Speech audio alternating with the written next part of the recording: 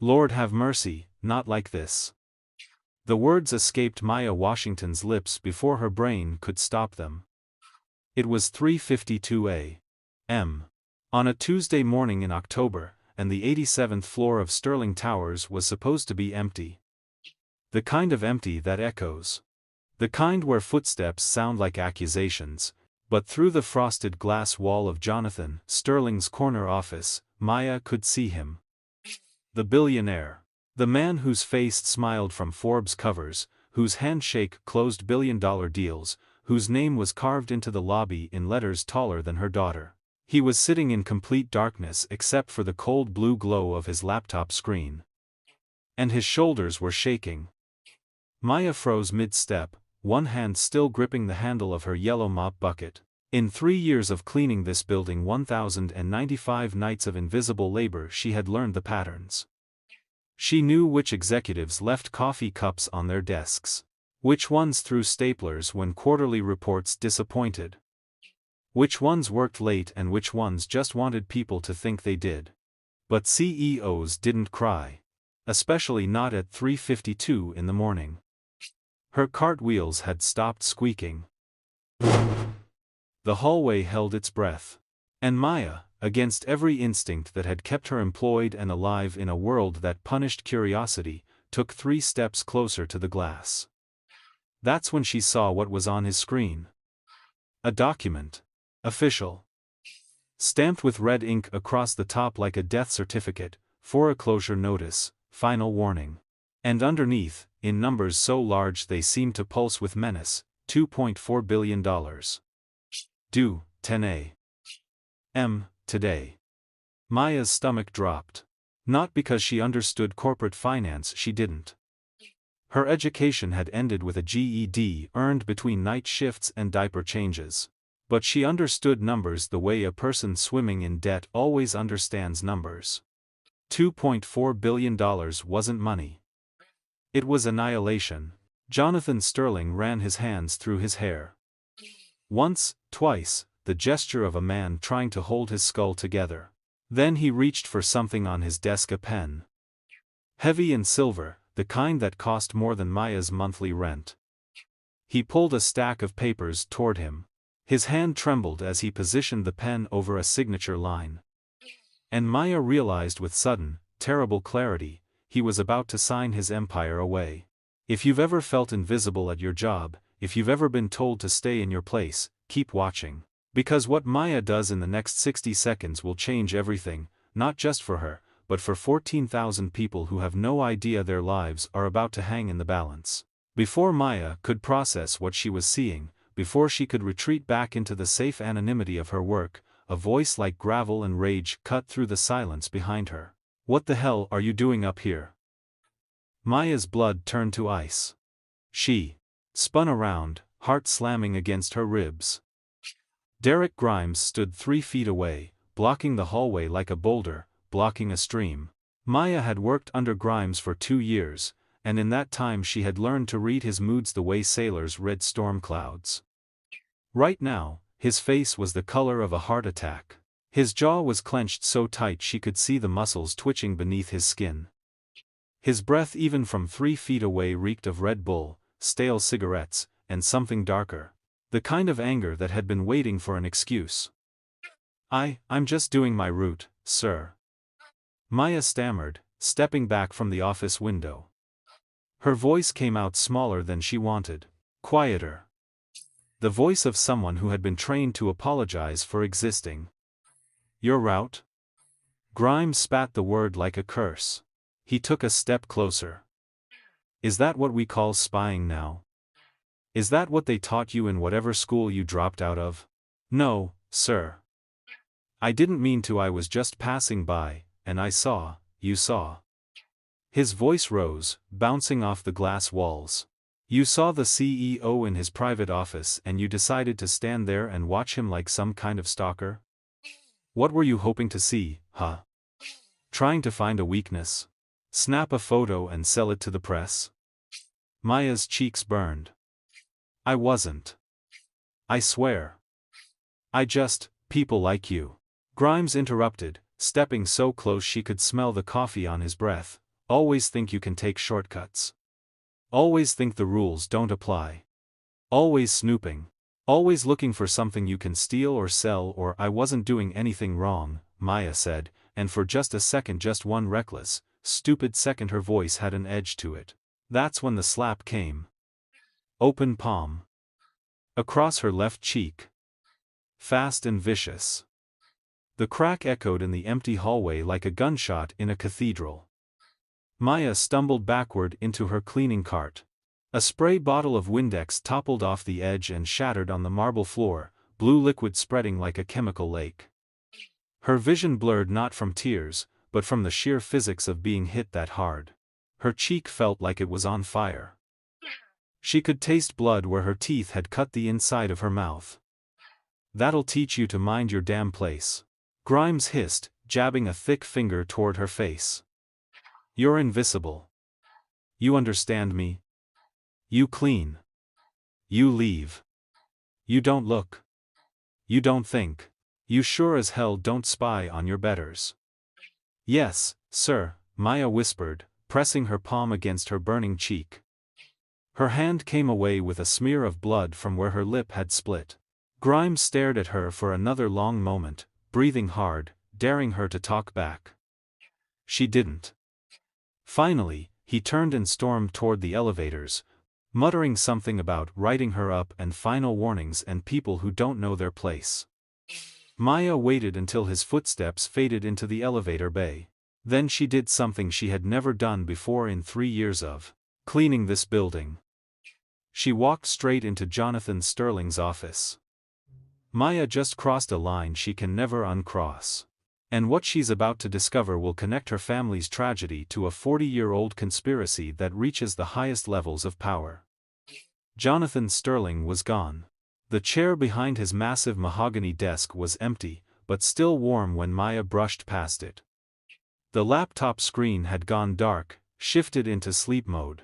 The scent of expensive cologne, something woody and European that probably cost $300 a bottle, lingered in the air, mixing with the bitter smell of cold coffee. Maya shouldn't be in here. If Grimes came back, if security reviewed the cameras, if anyone saw her, but something deeper than fear pushed her forward. Maybe it was the sting still radiating across her cheek. Maybe it was the memory of her father, broken and bankrupt, signing away his construction business with hands that shook just like Jonathan Sterling's had. Maybe it was just exhaustion and rage finally meeting in the same dark room. She moved toward the desk. The documents were still there, fanned across the mahogany surface like tarot cards predicting doom. She glanced toward the door, still empty, then back at the papers. The top page read, Meridian Capital Partners, Notice of Loan Default. Her hands were still shaking from the slap. Her cheek still throbbed. But she flipped to the next page. And the next. And suddenly she was reading words that made her blood run cold. Total outstanding debt, $2.4 billion. Payment due, October 17, 2024. 10 a.m. Eastern Standard Time. Failure to remit full payment will result in immediate foreclosure of all Sterling Industries assets, seizure of equity holdings.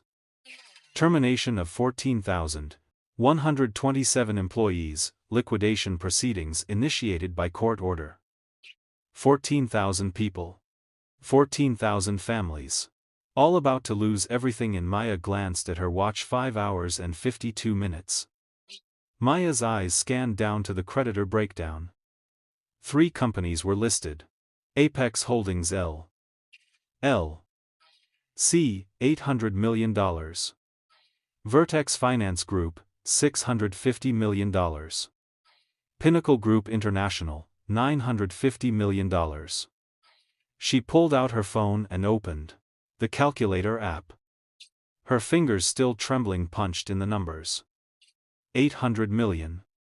Plus 650 million. Plus 950 million. Equals 2.4 billion. The math checked out.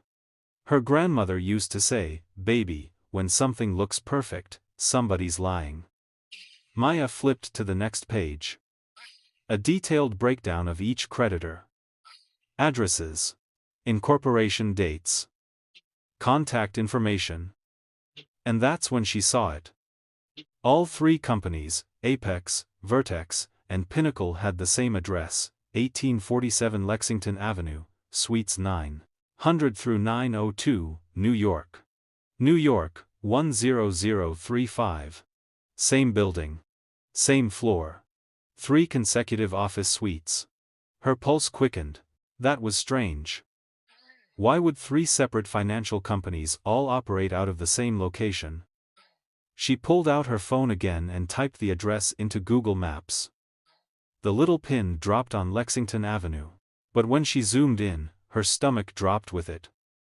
The building numbers went from 1809 Lexington, straight to 1925 Lexington. 1847 didn't exist. Maya's hands started to shake for a different reason now. She scrolled back to the document and looked at the incorporation dates.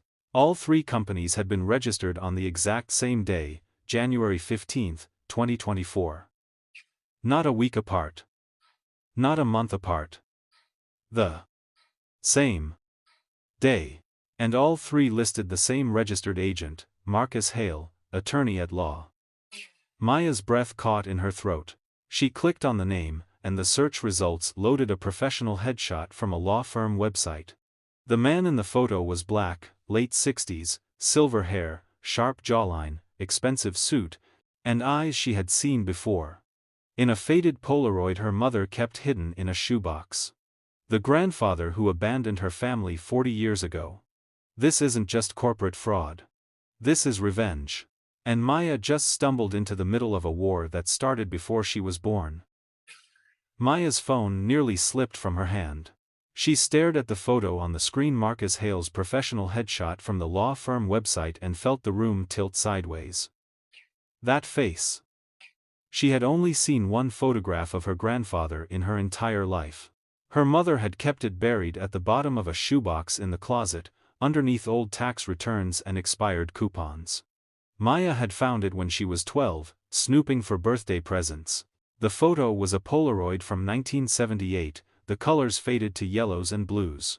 A young black man in a cheap suit standing outside a construction site, one hand shielding his eyes from the sun, smiling at whoever was behind the camera.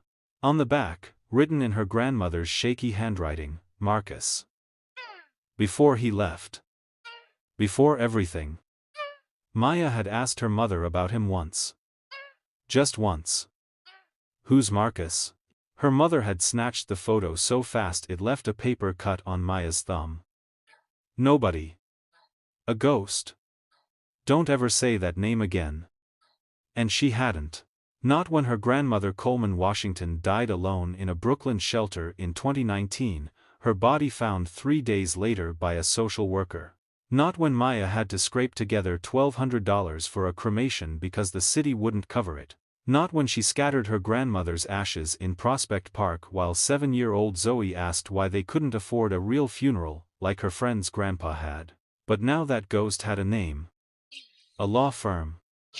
A professional photo that probably cost more than Maya made in a week. Marcus Hale, Esquire. Senior Partner, Hale and Brennan LLP Specialties, Corporate Law, Mergers and Acquisitions. Asset Recovery. Maya's thumb scrolled down the bio. Mr. Hale has over 40 years of experience in corporate litigation and financial restructuring. He has successfully represented clients in over $12 billion in asset recovery cases and maintains a 96% success rate in foreclosure proceedings. Foreclosure proceedings. The word glowed on her screen like a neon sign. Her grandfather, the man who abandoned her grandmother when she was pregnant, who disappeared and never sent a dollar, who let Coleman die in poverty, was now a lawyer who specialized in taking people's companies away. And he was about to take Jonathan Sterling's. Maya's hands balled into fists.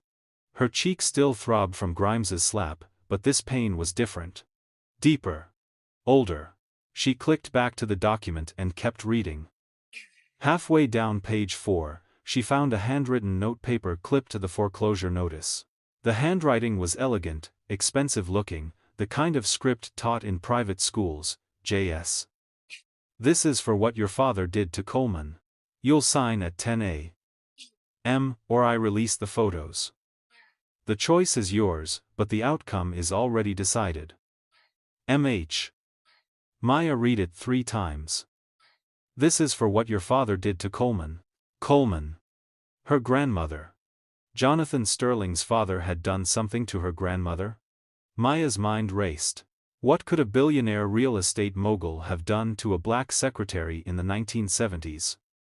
What could have been so terrible that Marcus Hale, a man who abandoned his own family, would spend 40 years plotting revenge? And what photos was he threatening to release? Maya's phone buzzed in her hand, making her jump. A text from her babysitter. Zoe woke up asking for you. Told her you'd be home soon. Everything okay? Maya glanced at the time, 4:08 a.m. In 5 hours and 52 minutes, Jonathan Sterling would walk into this office and sign away his entire empire. Unless someone stopped him. Maya looked down at the foreclosure notice. At the fake companies. At the fake address. At her grandfather's name. And then she did something that terrified her. She grabbed a sticky note from her cleaning cart. What Maya writes on that sticky note will save a billionaire's empire. But it will also force her to confront the grandfather who destroyed her family. And the choice she makes in the next 60 seconds will determine whether justice or revenge wins. Maya's hand trembled as she pressed the pen to the sticky note. She had no business doing this. She was a janitor. A single mother working 2 jobs to keep a roof over her daughter's head. A woman who had been slapped 20 minutes ago for looking where she wasn't supposed to look. But she was also Coleman Washington's granddaughter.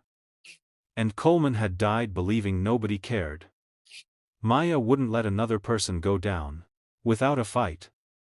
She wrote in quick, shaky handwriting, Mr. Sterling, the debt is fake.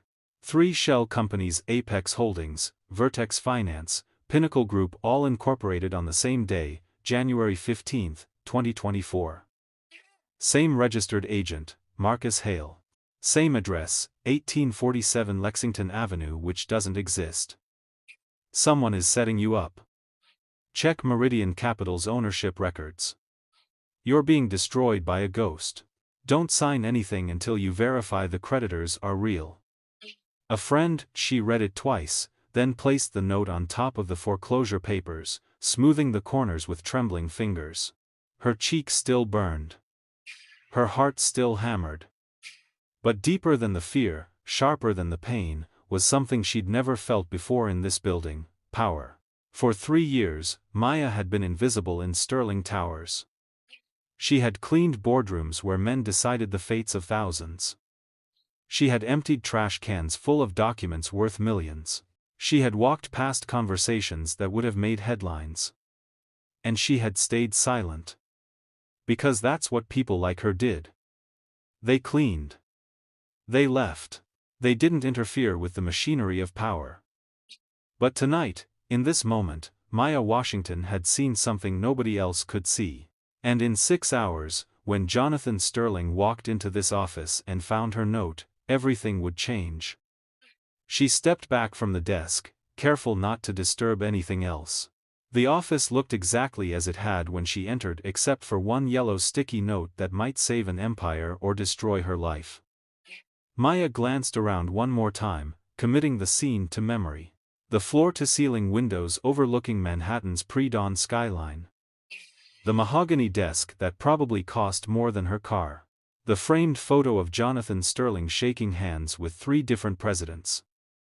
And on the corner of his desk, half hidden behind a stack of folders, that other photograph. The one of Jonathan with a young boy at a Yankees game, both of them smiling. The photo Jonathan kept face down when he was alone. Maya's instincts screamed at her to leave. To clock out. To go home to Zoe and pretend she had never seen any of this.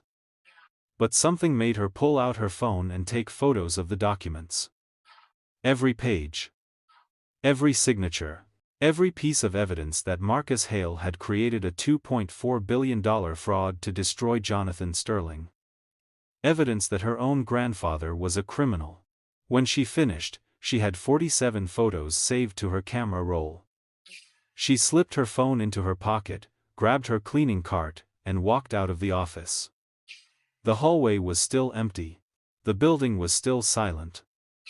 Maya wheeled her cart toward the service elevator, each squeak of the wheels sounding like a confession. At 4:17 a.m., she clocked out in the basement locker room. And then she made a decision that would change everything. She didn't go home. Maya sat in her rusted Honda Civic in the darkest corner of Sterling Tower's underground parking garage, watching the elevator bay like a detective on a stakeout. The car smelled like French fries and cleaning chemicals. The passenger seat was buried under Zoe's school papers, empty juice boxes, and a stuffed unicorn named Princess Sparkle that went everywhere. The check engine light had been on for 8 months.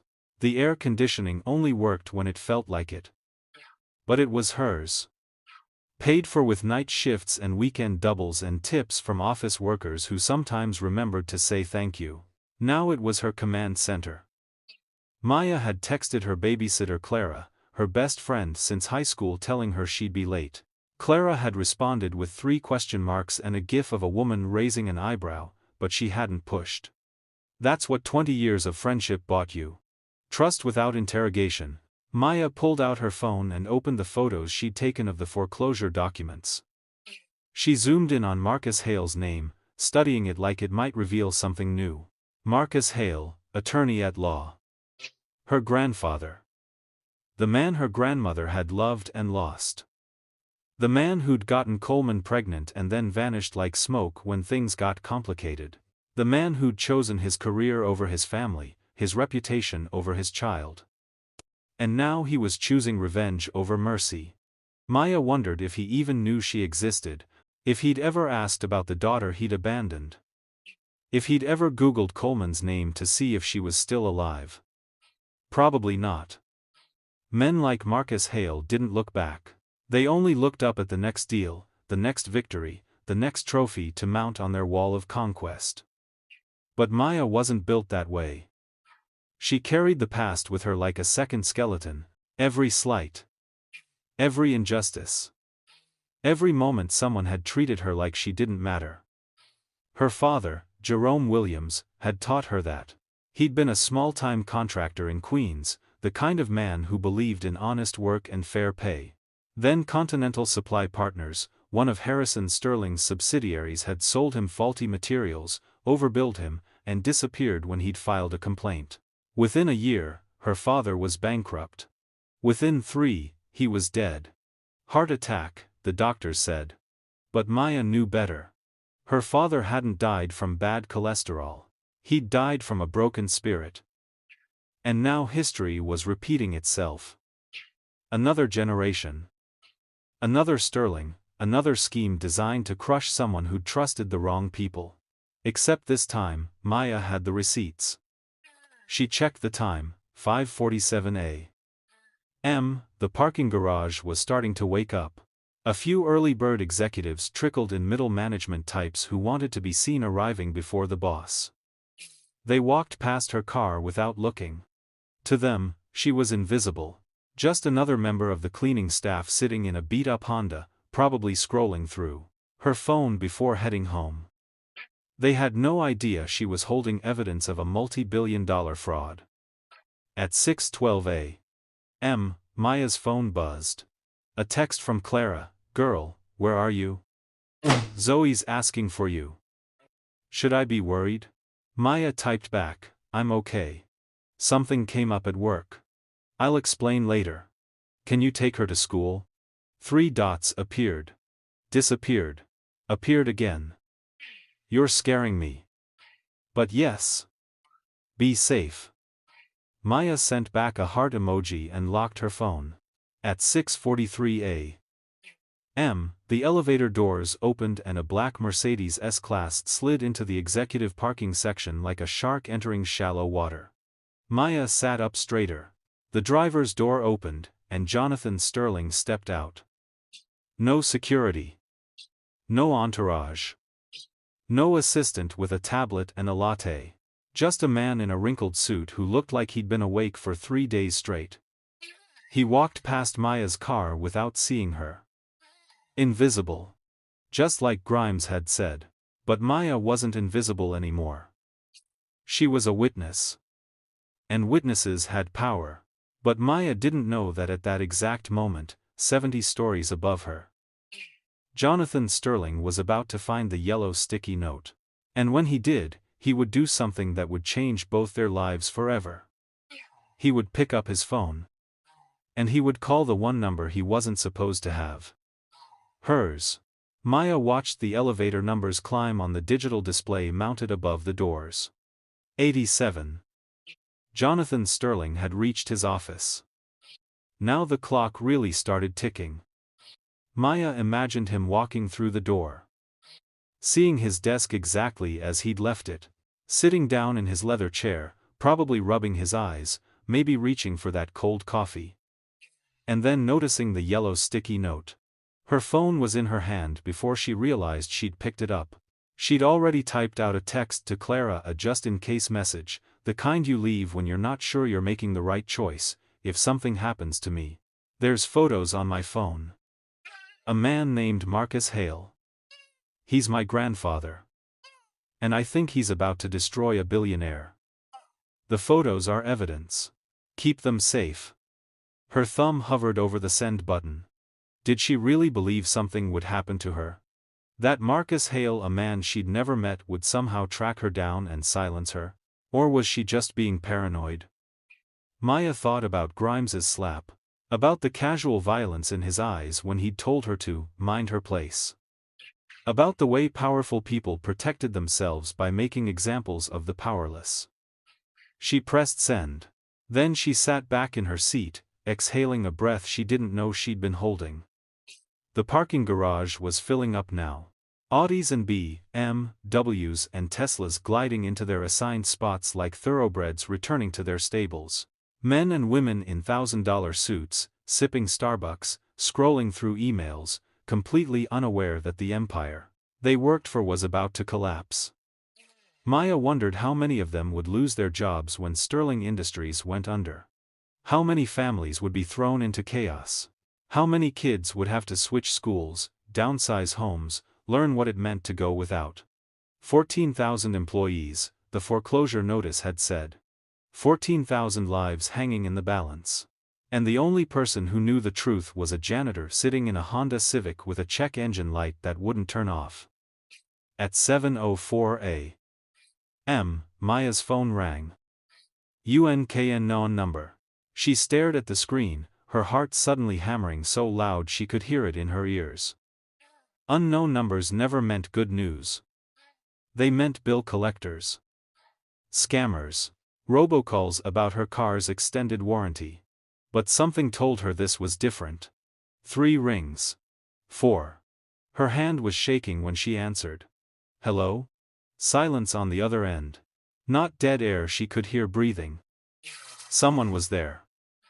Then a man's voice, deep and strained, barely holding itself together. Is this the person who left the note? Maya's throat closed. She couldn't breathe. Couldn't think. Couldn't, please. The voice continued, urgent now. I don't know who you are. But if you're still in this building, I need you to come back up. Right now. Maya found her voice. It came out as a whisper. How did you get this number? Security cameras. I saw you enter my office at 3:58 a.m. I pulled the overnight cleaning schedule and got your personnel file. Your emergency contact number. Maya's blood turned cold. He'd tracked her down in less than 20 minutes. I'm not trying to scare you, Jonathan Sterling said quickly, as if reading her mind. I need to talk to you. Face to face. Because you just saved my life. And I think you might be the only person who can help me save 14,000 others. The line went quiet. Waiting. Maya looked at her reflection in the rearview mirror. Her left cheek was swollen, a purple bruise already forming where Grimes had hit her. Her eyes were bloodshot from exhaustion, her uniform smelled like bleach and desperation. She was nobody. A janitor. A single mom. A woman the world had trained to stay quiet, stay small, stay invisible. But her grandfather was about to commit a crime that would send him to prison. And the billionaire on the phone was somehow connected to the tragedy that had killed her grandmother. Maya took a deep breath and whispered into the phone, "I'm on my way up." Maya's about to walk into a meeting that will reveal a secret buried for 40 years. A secret about her grandmother. A secret about power and race and choices made in the shadows of 1970s New York. And nothing will ever be the same. The elevator ride to the 87th floor felt like ascending into another dimension. Maya had taken this elevator 1,000 times, always in the dead of night when the building was a ghost town. But now, at 7:12 in the morning, the space was filling with executives and analysts and assistants. All of them carrying coffee cups and leather bags, all of them dressed like they belonged. Maya stood in the corner in her stained cleaning uniform, hyper-aware of every eye that flickered toward her and then away. She could feel their questions. What's she doing here? Isn't her shift over? Why is she going to the executive floor? Nobody asked out loud. They never did. The elevator stopped 4 times: 52nd floor, 63rd floor, 71st floor, 79th floor, each time releasing a cluster of suits into their respective domains. By the time the doors opened on 87, Maya was alone. She stepped into the hallway. It looked different in daylight. Less like a cathedral, and more like a museum. The floor-to-ceiling windows poured golden morning light across the marble floors.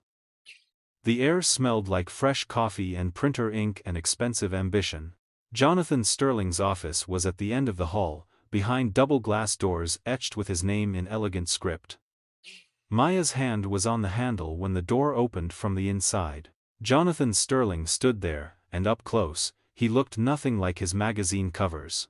The man on Forbes was all confidence and power: white teeth, perfect hair, a smile that said, "I own this room and everyone in it." The man in front of Maya was haggard. His salt and pepper hair was uncombed. His white dress shirt was wrinkled, sleeves rolled up to his elbows. His eyes were red-rimmed, and there was a shadow of stubble across his jaw that spoke of sleepless nights and bad decisions. But when he looked at Maya, really looked at her, his expression softened into something she wasn't expecting: gratitude. "Thank you for coming," he said quietly, stepping aside to let her in. "I know I probably scared you. Tracking you down like that."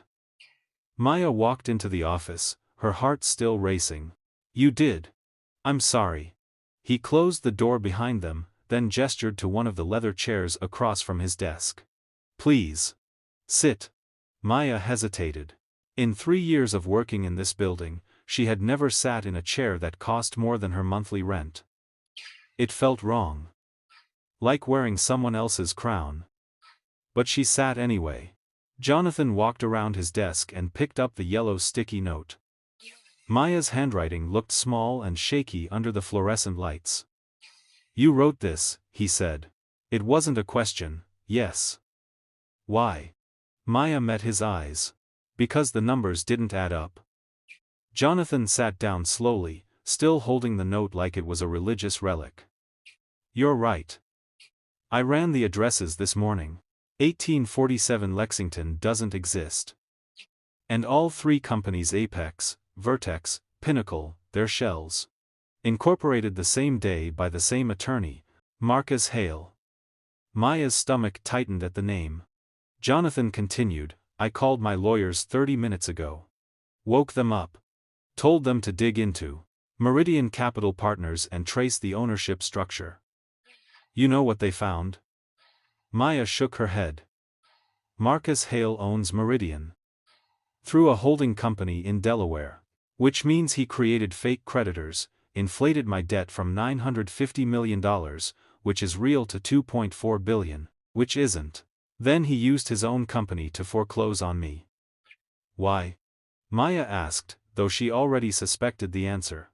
Jonathan reached into his desk drawer and pulled out a folder. He opened it and slid a photograph across the desk. It was old, faded, from the 1970s. A young black woman stood outside a construction site, smiling at the camera. She wore a yellow dress and white gloves, and her hair was styled in the afro puffs that had been popular back then. Maya's breath caught.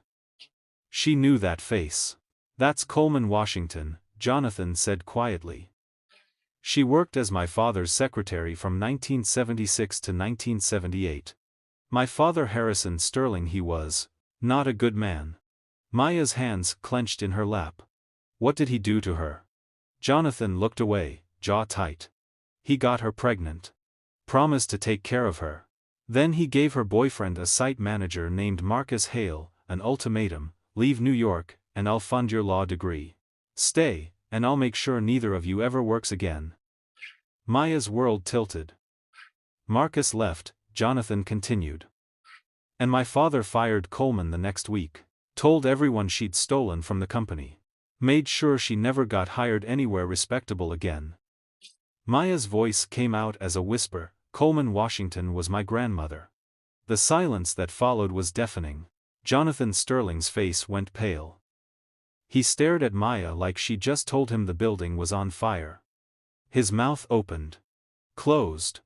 Opened again. "Your grandmother," he finally said. "Coleman Washington was your grandmother?" "Yes." Maya's voice was steadier than she felt. "She died 5 years ago. Alone. In a homeless shelter in Brooklyn." Jonathan flinched like she'd struck him. "I'm sorry," he said, and the words sounded genuine. "Broken. I didn't know. I didn't." He stopped, running a hand through his hair. "My father never told me what happened to her. I found her photo in his files after he died, along with a memo about a personnel issue in 1978. I didn't know the full story until I hired a private investigator last year." "Why?" Maya asked. "Why did you need to investigate your own father?" Jonathan looked down at the foreclosure papers still spread across his desk. "Because Marcus Hale contacted me 18 months ago. Sent me a letter. It was polite. Professional. Said he wanted to discuss a business matter regarding historical injustices committed by Sterling Industries. And you ignored him?" "No." Jonathan met her eyes. "I met with him. Twice. He told me everything. What my father did to Coleman. How he destroyed her life. How he intercepted every check Marcus tried to send her over the years. How my father made sure Coleman believed she'd been abandoned by everyone." Maya's throat tightened. "If you knew all that, why didn't you help her?" "Because I didn't know she was still alive," Jonathan said quietly. "Marcus told me she'd died in 2019, before he found the courage to reach out. By the time I learned the truth, it was too late to make things right." "So you did nothing?" "I offered Marcus money," Jonathan said, his voice rising slightly. $20 million. To be distributed to Coleman's surviving family. To fund scholarships in her name. To do something that acknowledged what my father had done. And he refused. He said money wasn't justice." Jonathan's jaw tightened. "He said the only justice was for a Sterling to lose everything, the way Coleman lost everything. He wanted me to feel what she felt. The humiliation. The helplessness. The knowledge that the system was rigged against me and there was nothing I could do about it." Maya stood up, her legs suddenly unsteady. She walked to the window, looking out at Manhattan's skyline bathed in morning light. From up here, the city looked clean. Orderly. Like it made sense. But Maya knew better. "My grandmother died thinking nobody cared," she said, her back still to Jonathan. "She died thinking Marcus abandoned her because she wasn't good enough. That your father fired her because she deserved it. That the world was just reflecting back her own worthlessness. I know. Do you?" Maya turned around, and for the first time since entering the office, she let her anger show. "Do you know what it's like to watch someone you love give up? To see them stop fighting because they've been beaten down so many times they can't remember what standing up feels like?" Jonathan said nothing. "My father went through the same thing," Maya continued. "Continental Supply Partners, one of your father's companies, sold him faulty materials. Overbilled him. Disappeared when he tried to fight back. Within 3 years, he was dead. Heart attack, at 47. Left me and my mom with nothing but debt and a lesson: people like us don't win against people like you. I'm not my father, Jonathan said quietly. Aren't you? Maya challenged. You knew what he did. You had the resources to find Coleman's family. To make things right. But you didn't. You offered Marcus money like that would erase 40 years of pain. Like you could write a check and call it justice. Jonathan stood up, his own anger finally surfacing. What was I supposed to do? I can't bring Coleman back. I can't undo what my father did. I inherited his empire, not his sins. I've spent the last 15 years trying to rebuild this company into something ethical. Something that actually helps people instead of crushing them. By crushing other people? Maya shot back. Sterling Industries has been accused of wage theft 7 times in the last decade. Your subcontractors use undocumented workers and pay them below minimum wage. You donate to charity galas while your cleaning staff works 2 jobs to survive. You're right. The admission seemed to deflate him. He sat back down heavily. You're absolutely right. I've been so focused on not being as bad as my father that I never stopped to ask if I was actually being good. The office fell silent except for the quiet hum of the air conditioning. Finally, Maya spoke. Marcus is my grandfather. I've never met him. Never even heard his name spoken out loud until my mother died 3 years ago and I found letters he'd tried to send. Letters your father intercepted and kept as, I don't know, trophies? Evidence? Proof that he could destroy lives and get away with it? Jonathan looked up. You found letters? 23 of them. Spanning from 1979 to 1995. Every one of them had a check enclosed. Amounts ranging from $200 to $2,000. Every one of them stamped return to sender in your father's handwriting. Lord have mercy, Jonathan breathed. Marcus tried, Maya said, her voice breaking slightly. For 16 years, he tried to do the right thing. And your father made sure every attempt failed. Where are the letters now? In a storage unit in Queens. Along with everything else my mother couldn't bear to look at but couldn't bring herself to throw away. Maya wrapped her arms around herself. I read them all after she died. Marcus wrote about his new law practice. About wanting to meet his daughter. About hoping Coleman would forgive him someday. The last one, from 1995, said he was finally making enough money to fight back. To hire lawyers and investigators. To make Harrison Sterling pay for what he'd done. And then the letters stopped. And then the letters stopped, Maya confirmed. I think that's when Marcus realized legal channels wouldn't work. That men like your father were protected by systems they'd built to protect themselves. So he started planning something else. Something that would take decades to execute. Jonathan picked up the foreclosure papers. This, Maya agreed. He built a legitimate law practice. Made himself rich and connected. Then he created a web of shell companies designed to do one thing: destroy you the way your father destroyed Coleman. But the debt is real, Jonathan said. The $950 million I actually owe, that's legitimate. I overextended during the 2020 recession. Made bad investments. Trusted the wrong partners. The business is failing on its own. Which is why Marcus's timing is perfect, Maya said. He waited until you were vulnerable. Until you were desperate enough that you might not look too closely at the numbers. He inflated your debt by $1.4 to $5 billion, knowing you'd be too panicked to verify every creditor.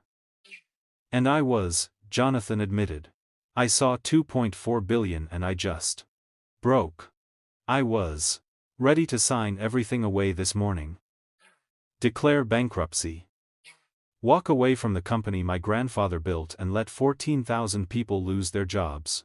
All because I couldn't face the shame of fighting back. Maya walked back to the desk and sat down. So what are you going to do? I don't know, Jonathan said honestly. If I expose Marcus, he goes to prison for fraud. Your grandfather, a man who was genuinely wronged by my father, spends his final years in a cell. But if I don't expose him, I lose everything. 14,000 employees lose everything. And Marcus gets away with using my father's crimes as justification for his own. There's a third option, Maya said quietly. Jonathan looked at her. What? We meet with Marcus. Together. And we figure out what justice actually looks like. You want me to sit down with the man who's trying to destroy me? I want you to sit down with the man who's my grandfather, Maya corrected. The man who loved my grandmother. The man who tried to do right by his family and was stopped by your father. Maybe, just maybe, if he sees me, if he knows Coleman's granddaughter is involved, he'll listen. And if he doesn't? Maya pulled out her phone and showed Jonathan the 47 photos she'd taken of the foreclosure documents. Then I have enough evidence to send him to prison. And you have enough evidence to prove fraud and get the foreclosure dismissed. Jonathan stared at the photos, then at Maya. Why are you helping me? After everything my family did to yours? Maya thought about her grandmother, dying alone in a shelter. About her father, broken by a system designed to crush him. About her daughter Zoe, growing up in a world that still measured worth by wealth and power. Because, she finally said, revenge doesn't heal anything. It just creates more ghosts.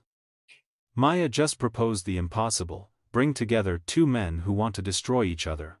But she doesn't know that Marcus Hale is already in the building. He's been watching the security cameras. And he's on his way up right now. Jonathan Sterling stood and walked to the wall of windows, his silhouette dark against the brightening Manhattan skyline.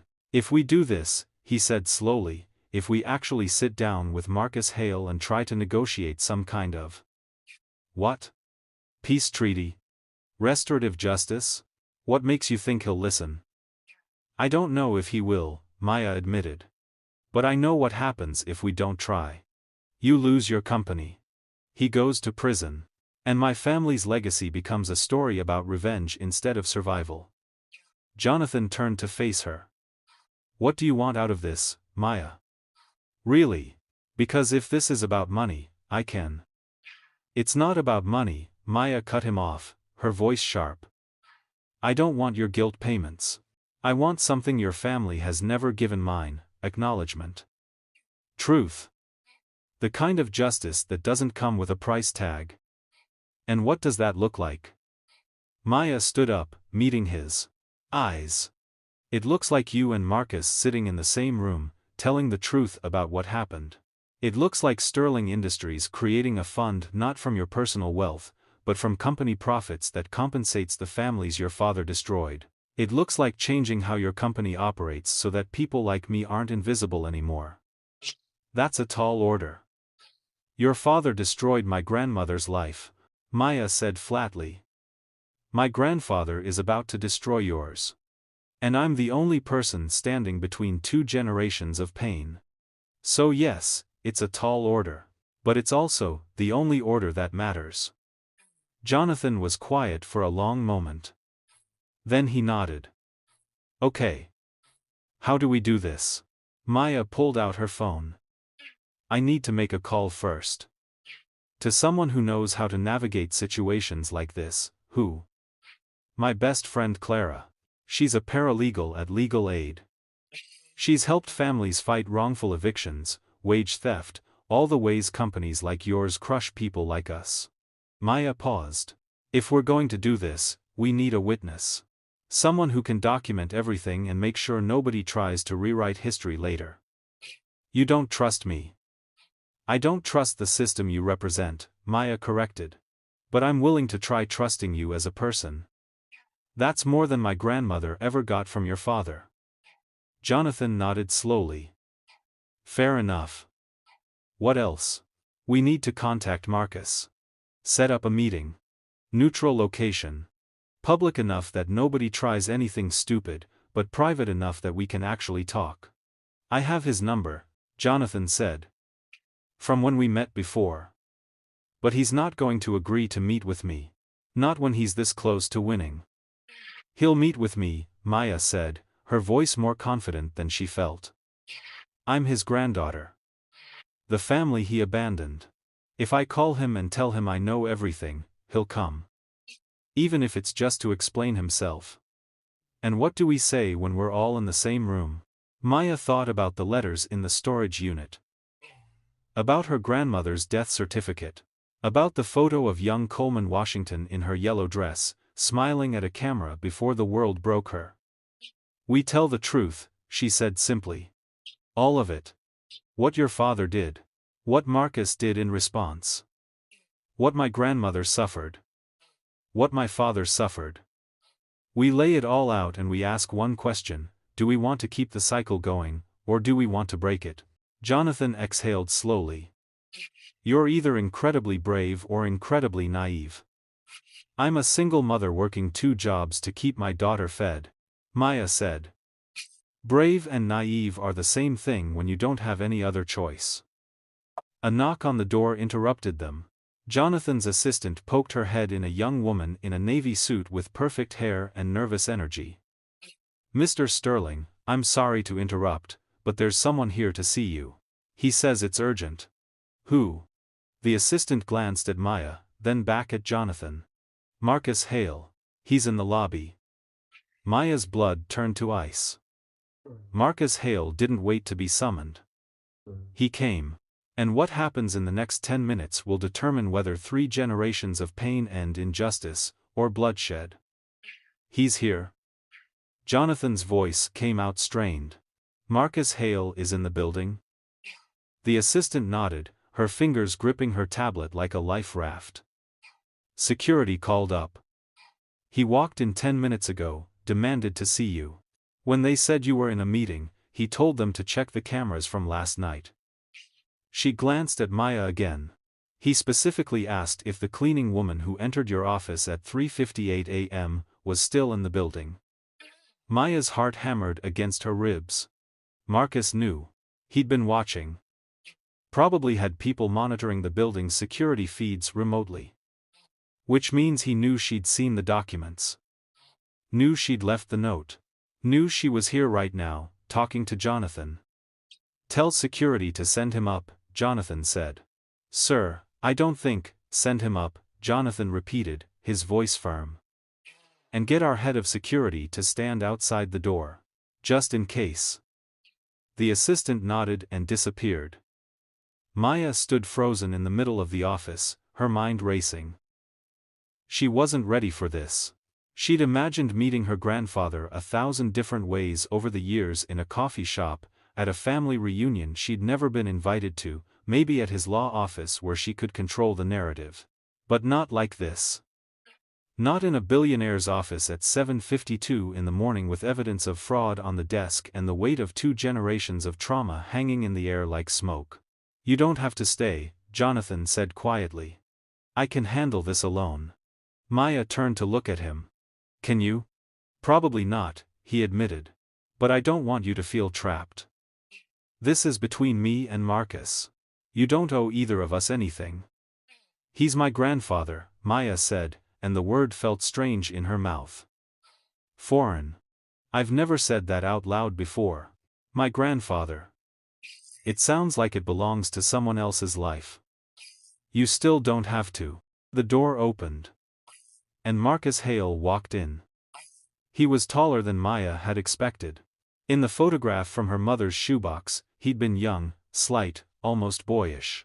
But the man who entered Jonathan's office was built like someone who'd spent decades carrying weight, broad shoulders, strong hands, a presence that filled the room without effort.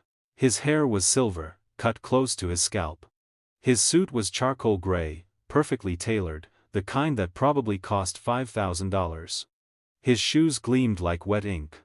And his eyes dark brown, sharp as broken glass, swept across the room and landed on Maya. He stopped walking. For 3 full seconds, Marcus Hale stared at her like he was seeing a ghost. Then his expression cracked. Just slightly. Just enough that Maya saw something beneath the lawyer's armor, recognition. And pain. Coleman, he whispered. No, Maya said, her voice steady despite the earthquake in her chest. Coleman was my grandmother. I'm Maya. Maya Washington. Marcus's hand came up to his mouth. He took a shaky breath, and for a moment he looked nothing like a powerful attorney. He looked like a man staring at all his sins compiled into human form. "You look just like her," he said quietly. "The same eyes. The same way you hold your shoulders, like you're ready for a fight even when you're standing still." "I learned that from her," Maya said. "Before she died.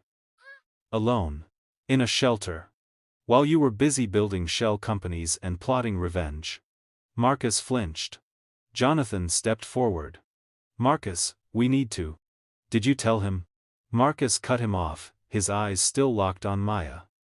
"Did you tell him who you are?" "That you're my granddaughter." "I told him everything," Maya said. "The letters you sent that Harrison Sterling intercepted. The checks that never reached Coleman. The 16 years you spent trying to do the right thing before you gave up and decided revenge was easier." Marcus's jaw tightened. "I didn't give up. I changed tactics." "You became the thing that destroyed you," Maya shot back. "You turned into Harrison Sterling. You built a system designed to crush someone weaker than you, and you convinced yourself it was justice." "It is justice," Marcus said, his voice rising. "Jonathan Sterling's father destroyed your grandmother. Destroyed my life. Destroyed our family. He deserves to lose everything." "He's dead," Maya said flatly. "Harrison Sterling has been dead for 8 years. You're not punishing him. You're punishing his son. And 14,000 innocent people who work for a company they believe in." "Jonathan is not innocent," Marcus countered. "He's benefited from his father's crimes for 40 years. He's lived in luxury while Coleman died in poverty. That's not innocence. That's complicity." "Then, I'm complicit too," Maya said. "Because I've cleaned this building for 3 years. I've taken Sterling Industries' money. Used it to feed my daughter. Does that make me guilty?" Marcus opened his mouth, then closed it. "She's right," Jonathan said quietly. "This isn't about justice anymore, Marcus. It's about revenge. And revenge has a cost." Marcus turned to face him. "You don't get to lecture me about cost. You have no idea what I've lost." "No," Jonathan agreed, "but Maya does. And she's the only person in this room who has the right to decide what happens next." Both men turned to look at her. And Maya realized with sudden, terrible clarity that she was about to make a choice that would define the rest of her life. Maya Washington, the invisible janitor, now holds the power to save or destroy 2 empires. But before she decides, she needs the full truth. And what Marcus Hale is about to reveal will shatter everything she thought she knew about her family. Maya stood between 2 men who represented everything her family had lost. And everything they'd never had. Jonathan Sterling, heir to an empire built on the backs of people who looked like her. A man trying to atone for sins he didn't commit but had certainly benefited from. Marcus Hale, her grandfather, a ghost made flesh. A man who'd loved and lost and turned his pain into a weapon sharp enough to destroy lives. And her. Maya Washington. Single mother. Night shift janitor. The woman nobody saw until she became impossible to ignore. "I need to understand something," Maya said, her voice cutting through the tension like a blade. "Before I decide anything, I need you both to answer one question honestly." Marcus and Jonathan exchanged glances, then turned back to her. "Ask," Marcus said.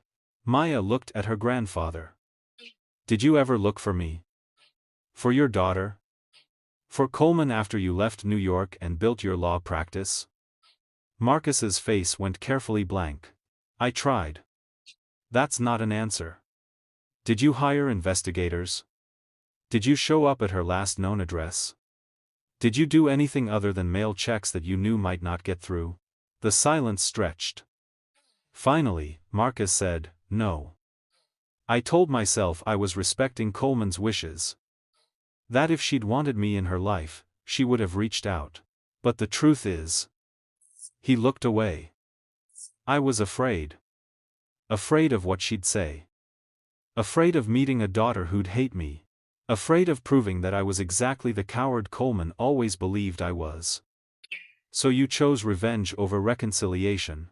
I chose justice, Marcus corrected. You chose the easy thing, Maya said. Revenge is simple. It has clear targets and measurable outcomes. You destroy the person who hurt you, and you get to feel righteous about it. But reconciliation? That's hard. That requires looking at yourself and admitting you were part of the problem. She turned to Jonathan. And you? When Marcus told you what your father did, when you learned about Coleman, why didn't you track down her family? You have resources. Investigators. You could have found us. Jonathan met her eyes. Because I was ashamed. Because I knew that showing up with money would look like I was trying to buy absolution. So I convinced myself that staying away was more respectful than intruding on your grief. You both made the same mistake, Maya said quietly. You both chose pride over connection, fear over courage. And you both convinced yourselves it was the noble choice. Marcus and Jonathan stood in silence, absorbing the truth of her words. Maya pulled out her phone and opened the photos she'd taken of the foreclosure documents. She held it up so both men could see. I have evidence of fraud, she said.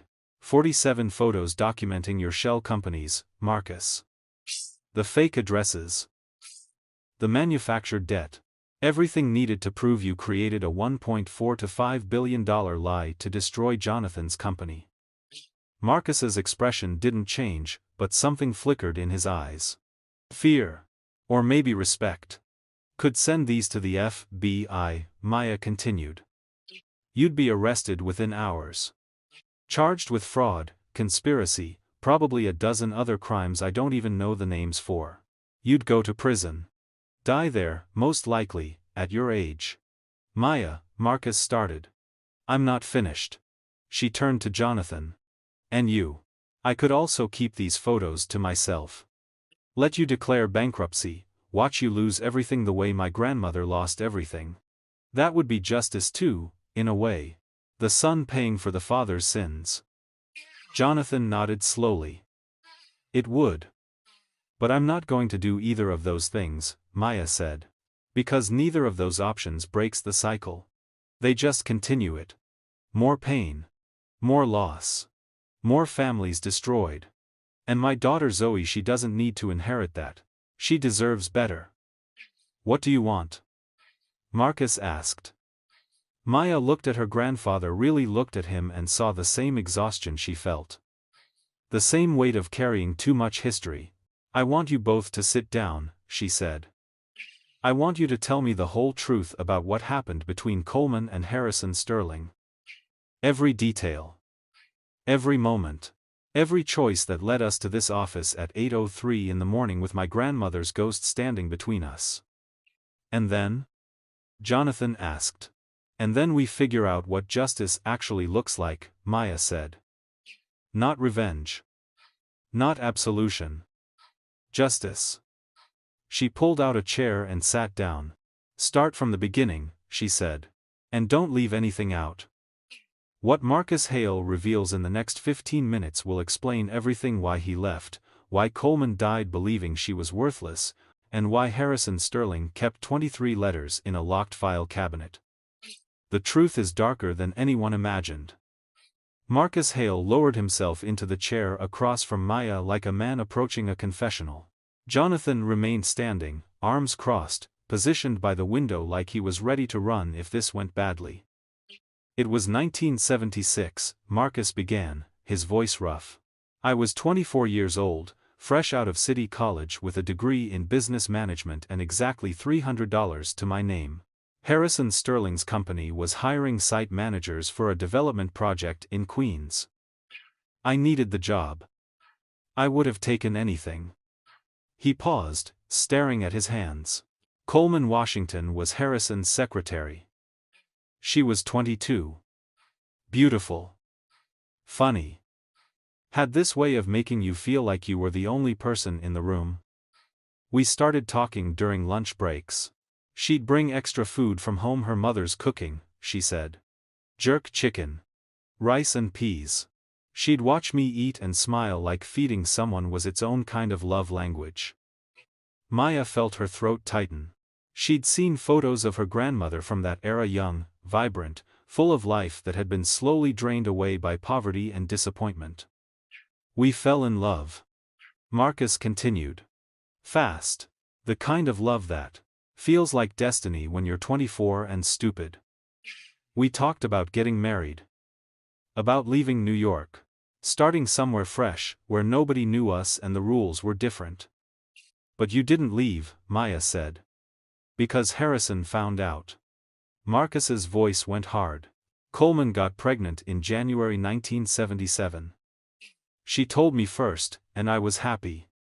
Scared, but happy. We decided she'd tell Harrison she was resigning. Give him 2 weeks' notice. Professional. Clean. But Harrison didn't take it well. Harrison didn't take anything well, Marcus said bitterly. He called me into his office 2 days after Coleman gave her notice. Closed the door. Told me he knew about the pregnancy. Told me he had plans for me, plans that didn't include a black man with a secretary wife and a baby dragging him down. Jonathan shifted uncomfortably by the window. He gave me a choice, Marcus continued. Leave New York immediately. Enroll in Columbia Law School, he'd pay full tuition, living expenses, everything. Build a respectable life. Or stay with Coleman and he'd make sure neither of us ever worked in the city again, he'd tell every contractor. Every business owner, every person with any power that I was a thief. That Coleman had been stealing from the company and I'd been helping her. And you believed him? I knew him, Marcus corrected. I'd seen him destroy people for less. Men who asked for raises. Women who rejected his advances. He was vindictive and powerful, and in 1977, a black man with no connections didn't stand a chance against a man like Harrison Sterling. Maya's hands clenched in her lap. So you left. I left, Marcus admitted. I told myself it was temporary.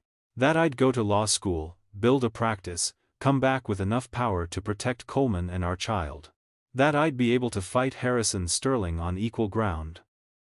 But you didn't come back. I tried, Marcus said, his voice breaking slightly. I sent money. Every month. Checks with letters. Telling Coleman I loved her.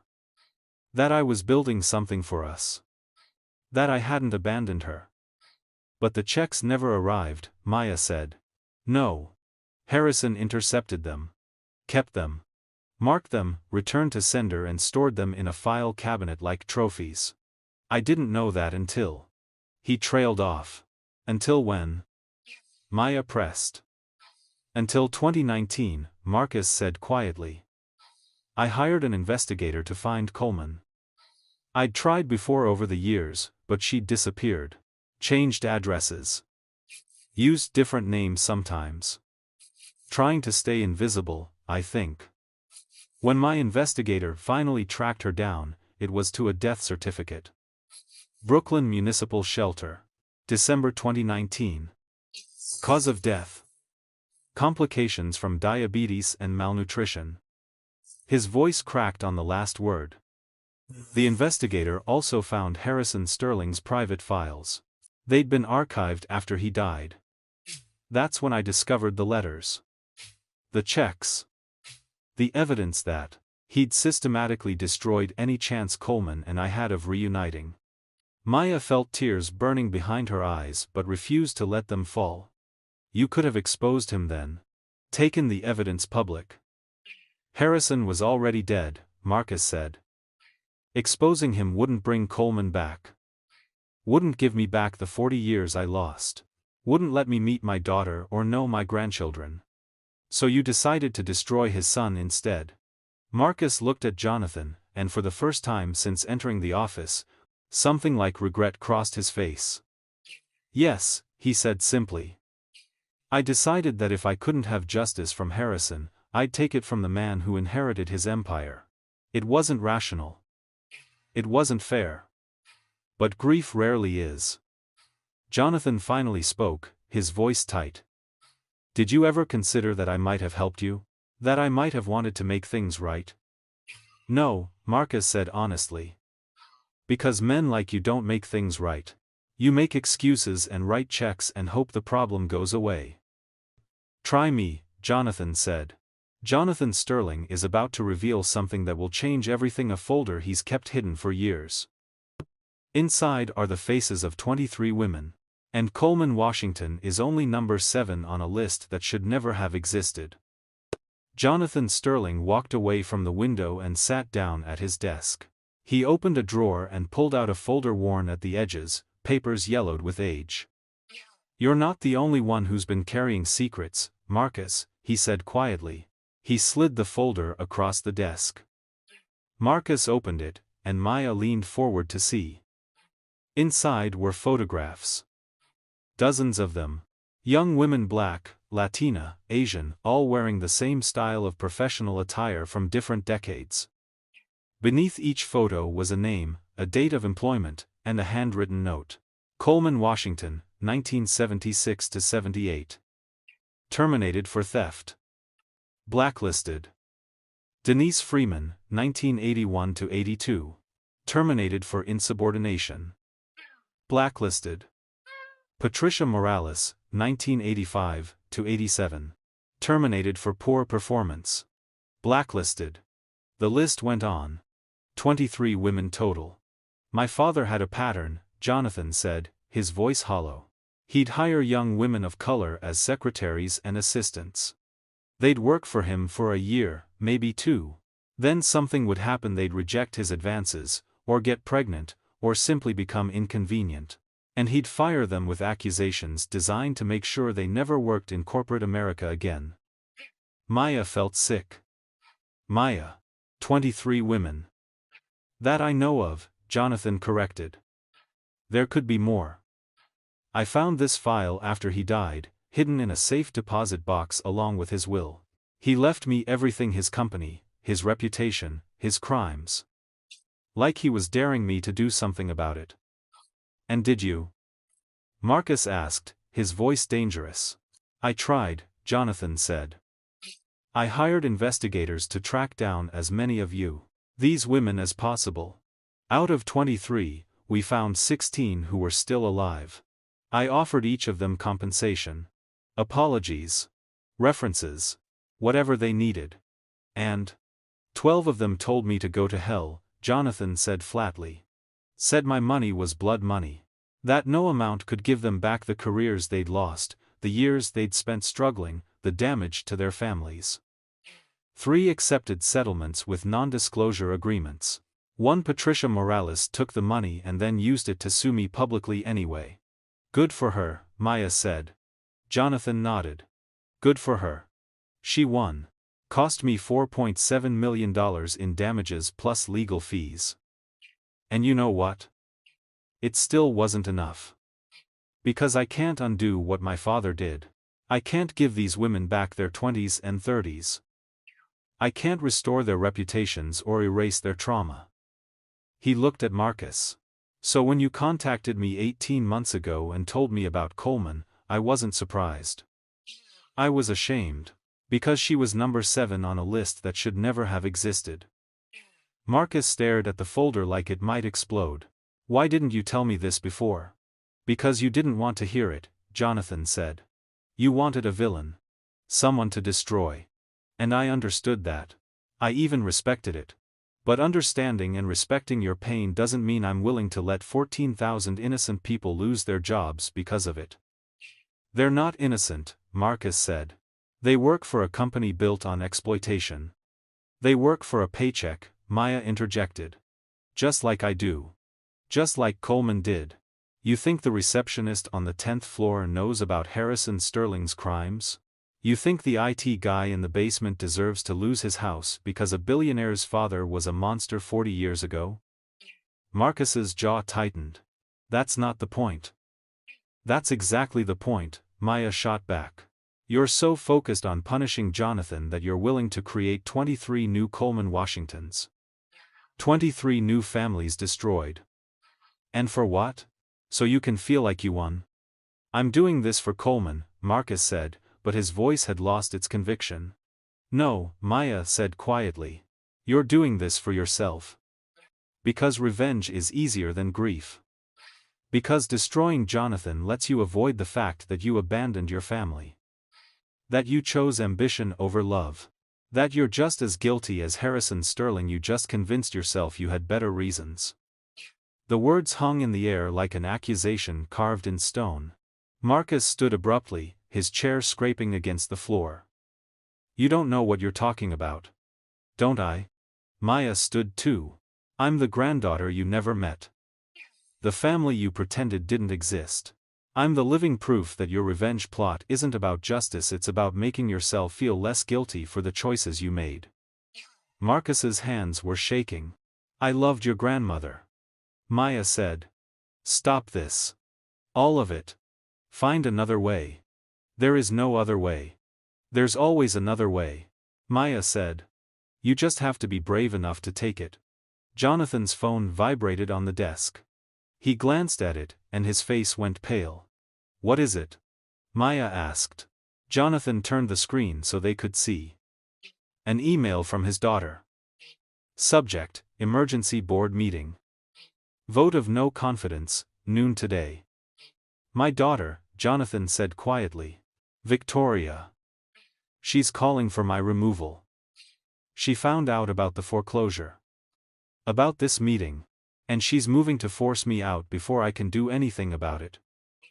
Marcus's expression was unreadable. "Then it seems the decision is being made for us." "No," Maya said firmly. "We still have time. It's 8:27 a.m. The meeting is at noon. That gives us 3 hours and 33 minutes. "To do what?" Jonathan asked. Maya pulled out her phone. "To call someone who can help us navigate this. Someone who understands the law, power, and what it takes to make rich people listen." She dialed. After 2 rings, a voice answered. "Maya? Girl, where are you?" "Clara," Maya said. "I need you to come to Sterling Towers. Right now. And bring everything you know about corporate restructuring, fraud disclosure, and restorative justice." "Maya, what the hell is going on?" "I'm about to try to save 14,000 jobs, stop my grandfather from going to prison, and force a billionaire to actually do the right thing. And I need backup." There was a brief silence on the other end. Then Clara's voice came back, sharp and focused. "Give me 20 minutes. Clara Chen is about to walk into the most important negotiation of her life. She's a paralegal from Brooklyn who spent years fighting for people the system forgot. Now she's going to take on a boardroom full of millionaires. And what she proposes will either save Sterling Industries or expose a conspiracy that goes deeper than anyone imagined." Clara Chen burst through the office doors at 9:14 a.m. like a legal hurricane in a thrift store blazer. She was 5'3", Vietnamese American, with short black hair streaked with purple and eyes that could read a contract's fine print from across a room. She'd been Maya's best friend since they'd met in night school, both of them trying to earn credits while working full-time jobs, both of them too stubborn to accept that the system was designed to keep them out. Clara stopped just inside the doorway, taking in the scene, Maya standing near the window, an older black man in an expensive suit looking uncomfortable, and Jonathan Sterling himself sitting behind his massive desk. "Well," Clara said, setting down her worn leather briefcase. "This is either the best decision you've ever made or the worst. No middle ground." "Probably both," Maya said. Clara walked straight to Jonathan and extended her hand. "Clara Chen, Brooklyn Legal Aid. I'm here as an independent witness and legal consultant. Whatever happens in this room, I'll document it. And if anyone tries to screw over my friend, I will bury you in paperwork so deep you'll need an archaeological team to find your way out." Jonathan blinked, then shook her hand. "Noted." Clara turned to Marcus. "And you must be Marcus Hale. I've read about you. Corporate law. Asset recovery. 90-6% success rate in foreclosure proceedings." She paused. "Also, you're about to commit fraud on a massive scale unless we figure something out in the next." She checked her watch, 2 hours and 46 minutes. Marcus's eyes narrowed. Excuse me? Clara pulled a tablet from her briefcase and tapped it twice. A document appeared on screen. I stopped by my office before coming here. Pulled some records. Apex Holdings, Vertex Finance, and Pinnacle Group, your 3 shell companies. They're not just fictional, they're criminally fictional. You didn't just inflate debt. You created false creditors, forged corporate documents, and filed fraudulent claims with the New York State court system. She looked up. That's not civil fraud. That's criminal fraud. Federal charges. 10 to 20 years if convicted. And at your age, Mr. Hale, that's essentially a life sentence. The room went silent. Marcus recovered first. I don't know what you're don't, Clara cut him off. Maya showed me the photos. I've already verified the addresses don't exist. Already confirmed the incorporation dates. I could have this in front of a federal prosecutor by noon if I wanted to. But you won't, Marcus said carefully. Not if we find another way, Clara agreed. She set her tablet on the desk and looked between all 3 of them. Here's what I'm seeing. A 70-year-old man trying to avenge a woman who deserved better. A billionaire trying to escape his father's shadow. And my best friend standing in the middle, trying to keep everyone from destroying each other. She pulled out a legal pad. So let's get practical. Marcus, you want justice for Coleman Washington. Jonathan, you want to save your company and do right by your father's victims. Maya, you want. She looked at her friend. What do you want? Maya was quiet for a long moment. I want my daughter to grow up in a world where people like my grandmother don't die invisible, she finally said. Where janitors aren't just janitors. Where the system doesn't automatically crush anyone without money or power. I want Zoe to know that her great-grandmother's life mattered. That she wasn't just a statistic. That her story didn't end in a shelter. Clara nodded slowly. Then here's what we're going to do. She started writing on the legal pad, speaking as she wrote. 1. Marcus withdraws the foreclosure claim. Citing newly discovered irregularities in debt documentation. 2. Jonathan acknowledges $950 million in legitimate debt to Meridian Capital Partners, payable over 10 years at fair market interest rates. The remaining $1.4 to $5 billion, the fraudulent amount gets converted into an endowment. The Coleman Washington Foundation. Managed by an independent board that includes representatives from communities harmed by Sterling Industries' past practices. 4. Jonathan resigns as CEO effective immediately. The board appoints new leadership, someone without the Sterling name. Someone who will run this company differently. 5. Marcus doesn't go to prison. Instead, he spends the next decade managing the Coleman Washington Foundation. Making things right. One family at a time. She looked up. Everyone loses something. Everyone gains something. And most importantly, Coleman Washington's name becomes something other than a tragedy. It becomes a legacy. Maya felt tears burning behind her eyes. Clara, don't thank me yet, Clara said. We still have to convince the board, the SEC, the press, and about 10,000 other people that this is the right move.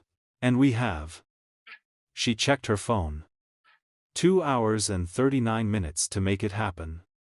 Jonathan stood up. Then we better start making calls. Marcus remained seated, staring at Clara's legal pad. For the first time, since entering the office, he looked uncertain. And if I refuse? He asked quietly.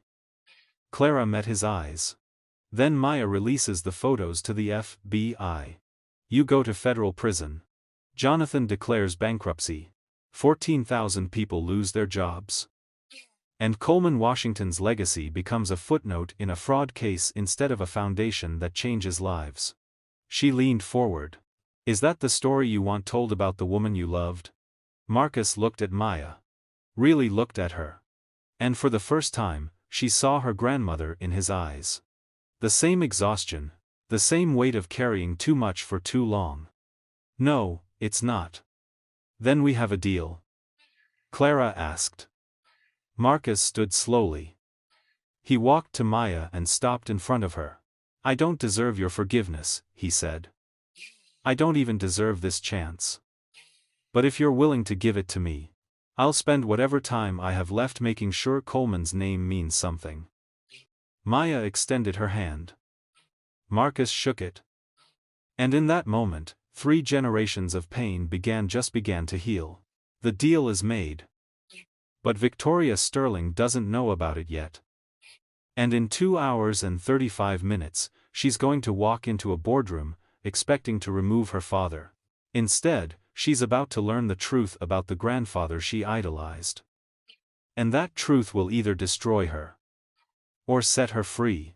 Jonathan pulled out his phone and stared at his daughter's email for a long moment. I need to talk to Victoria, he said. Before the board meeting. She needs to understand what we're doing and why. She won't listen, Marcus said. She's protecting what she thinks is her family's legacy. Then we show her what that legacy actually is, Maya said.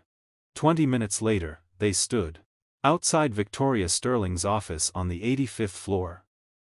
Victoria Sterling was 28 years old, blonde hair pulled back in a tight ponytail, wearing a charcoal gray designer pantsuit. She sat behind a desk that was somehow more impressive than her father's all-white marble and chrome, with 3 monitors arranged like command center screens. When Jonathan knocked and entered with Maya, Marcus, and Clara behind him, Victoria's expression hardened.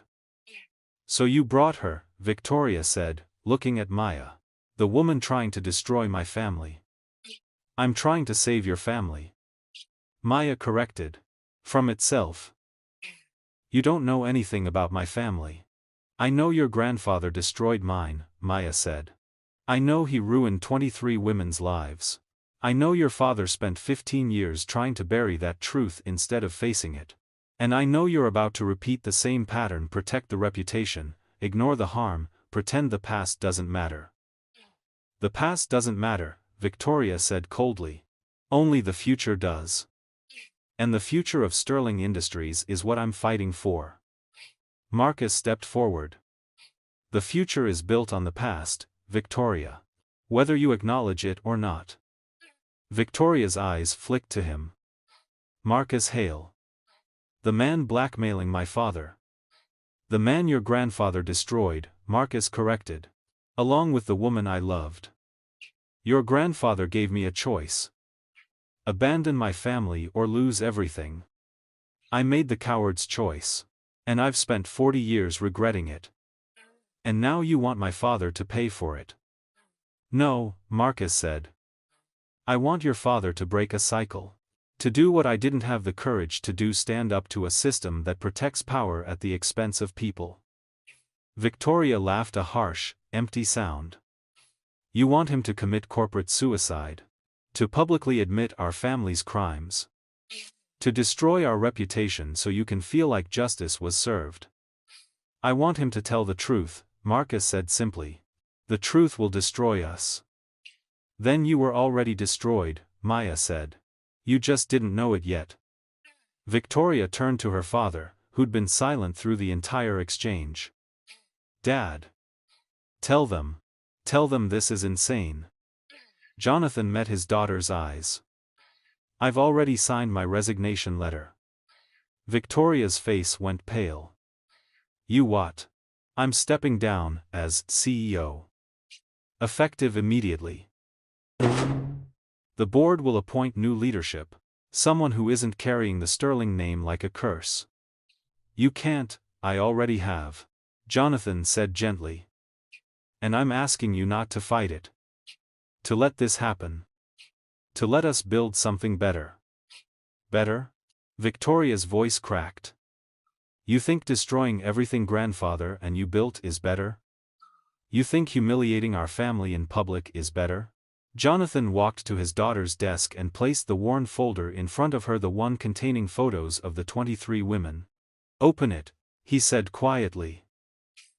I don't need to. Open it, Victoria. She did.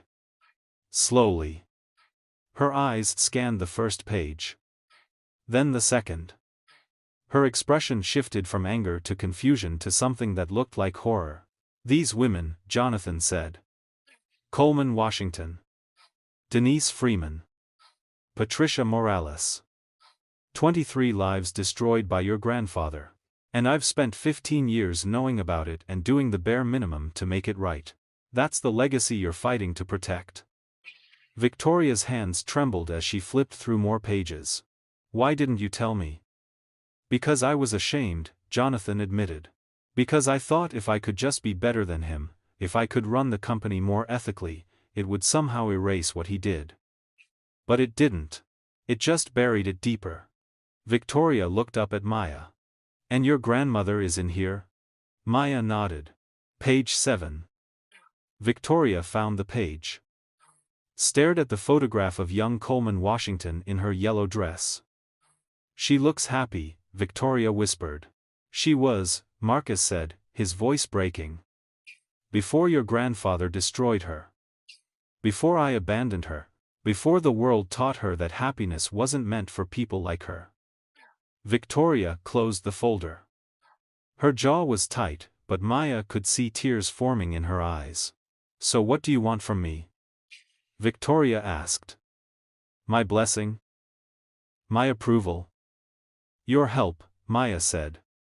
The board respects you, Victoria. They'll listen to you in ways they won't listen to your father. If you endorse this restructuring, if you stand with us, we have a chance. And if I don't? Then we fight, Clara's voice cut in.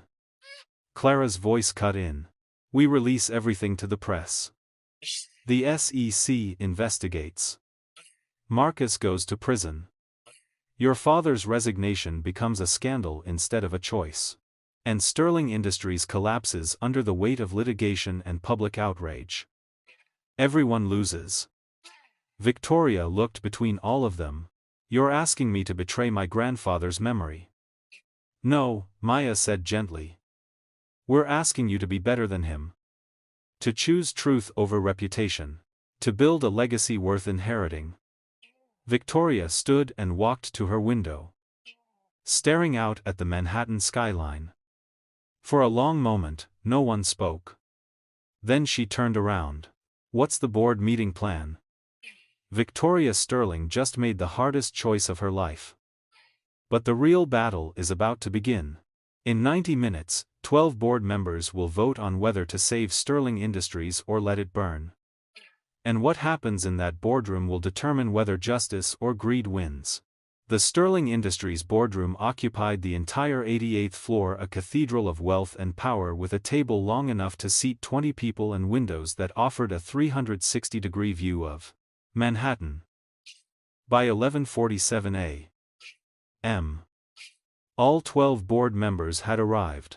Maya stood in the back corner with Clara, both of them technically observers, but everyone in the room knew the truth.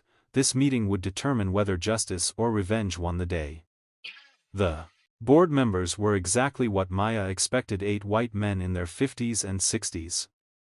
3 white women who'd fought their way into rooms like this, and 1 black man who sat stiffly in his chair like he was still waiting for someone to ask what he was doing there.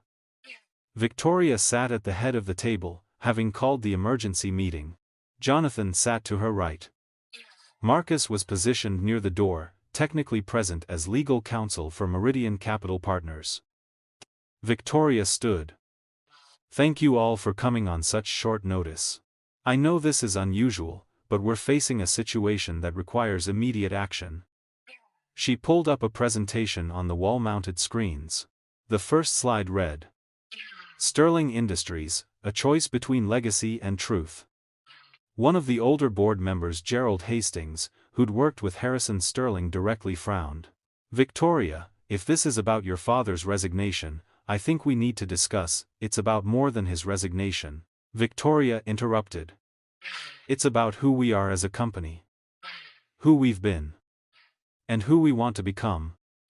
She advanced to the next slide. Coleman Washington's photo appeared. 20 feet tall on the screen. This is Coleman Washington, Victoria said. In 1978, she worked as my grandfather's secretary. She was 22 years old. intelligent, hardworking, and pregnant with the child of a man my grandfather had forced to leave New York. The room went silent. My grandfather fired her with false accusations of theft, Victoria continued. He blacklisted her throughout the industry. He intercepted every check her partner tried to send. He systematically destroyed her life to protect his reputation. Another slide. Denise Freeman. This is Denise Freeman. 1982. Same pattern. Fired. Blacklisted. Destroyed. Another slide. Patricia Morales. Patricia Morales. 1987. Victoria clicked through all 23 women, letting each photo hang on screen for 5 seconds. Long enough for the board to see their faces. Their youth. Their humanity. 23 women. Victoria said when the slideshow ended. 23 lives destroyed by Harrison Sterling. 23 families left to struggle while Sterling Industries grew richer and more powerful.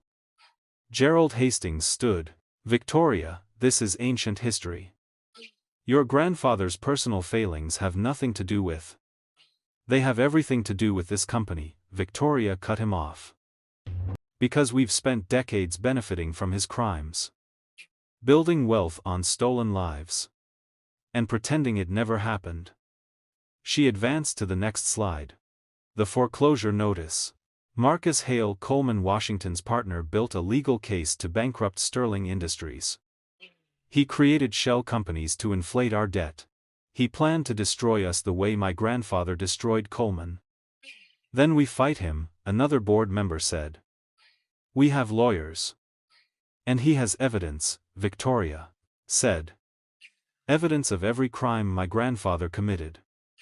Evidence that will come out in litigation. Evidence that will destroy this company's reputation permanently. She looked at her father. My dad is offering another way. Jonathan stood. I'm proposing a restructuring agreement. We pay the legitimate debt $950 million over 10 years. The fraudulent portion $1.4 to $5 billion gets converted into an endowment. The Coleman Washington Foundation.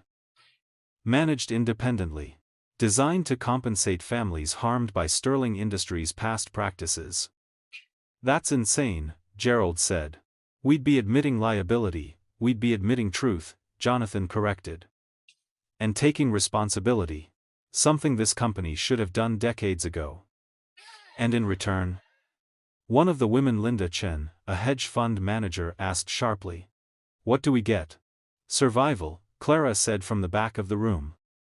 Everyone turned to look at her. You get to survive with integrity. You get to tell a story about a company that faced its past instead of running from it. You get to rebuild a brand based on accountability instead of denial. And if we refuse? Gerald challenged. Then Maya Washington Coleman's granddaughter releases 47 photos documenting Marcus Hale's fraud to the SEC, Clara said. Marcus goes to prison. But the original crimes come out anyway. Every document. Every victim. Every cover-up. The litigation lasts for years. The company bleeds money. And Sterling Industries becomes a cautionary tale instead of a redemption story. The room fell silent. Finally, the black board member Terrence Williams, who'd been quiet until now, spoke. How much time do we have to decide? Victoria checked her watch. The emergency court stay expires in 36 hours. After that, the foreclosure proceeds or we accept the restructuring. But the real question isn't about time, it's about character. She looked around the table. Are we the kind of company that hides from truth? Or the kind that faces it? Gerald stood. I want to see the evidence. The photos. The documents. Everything. Maya stepped forward.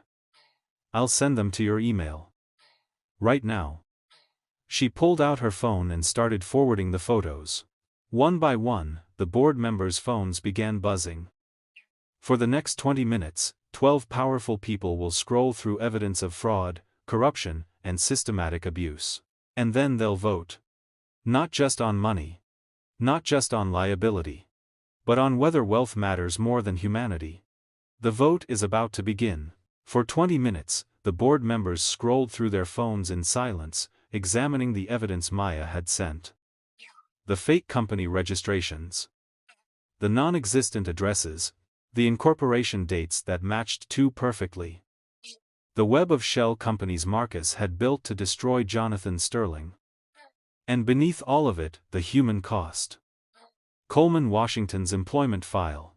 The letter from Harrison Sterling to every major contractor in New York, warning them not to hire her. The intercepted checks from Marcus Hale, stamped return to sender in Harrison's handwriting. Gerald Hastings was the first to speak. Even if everything you're saying is true, and I'm not conceding that it is, this restructuring plan is financial suicide. We'd be setting a precedent that every employee with a grievance could demand billions in restitution. No, Clara countered. You'd be setting a precedent that companies who commit systematic harm can't hide behind corporate veils forever. That's not suicide. That's evolution. Linda Chen, the hedge fund manager, leaned forward. Let's talk numbers. $1.4 to $5 billion endowment. Where does that money come from? It doesn't, Jonathan said. Because it never existed. Marcus inflated the debt by $1.4 to $5 billion using fake creditors. We're not paying that money, we're converting a fictional debt into a real obligation. The foundation gets funded through company profits over 20 years, not through liquidation. So we're committing to 20 years of reduced dividends. Linda said flatly. We're committing to 20 years of accountability, Victoria corrected. And if you think that's too expensive, maybe you shouldn't be on this board. Gerald's face reddened. Victoria, you're letting emotion cloud your judgment. And you're letting greed cloud yours, Victoria shot back. My grandfather was a predator. He destroyed lives. And every dividend you've collected for the past 3 decades was built on that destruction. If facing that truth makes you uncomfortable, good. It should. Terrence Williams cleared his throat. I have a question for Marcus Hale. Marcus looked up, surprised. Yes? Why now? Terrence asked. Why wait 40 years to do this? Why not fight back in the 70s when it happened? Marcus was quiet for a long moment. Because I was a coward.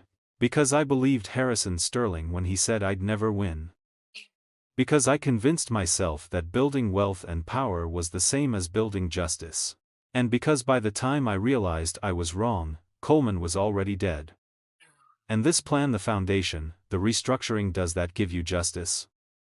No, Marcus said honestly. Nothing gives me justice. Coleman is gone.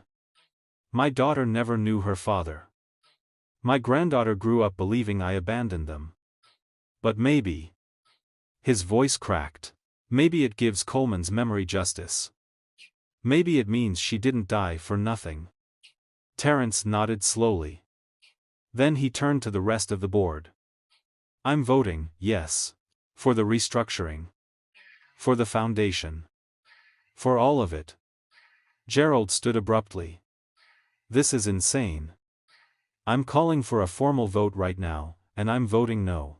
This plan destroys shareholder value, admits liability we don't have, and sets a precedent that will haunt us for decades. Noted, Victoria said. Anyone else? Linda Chen raised her hand.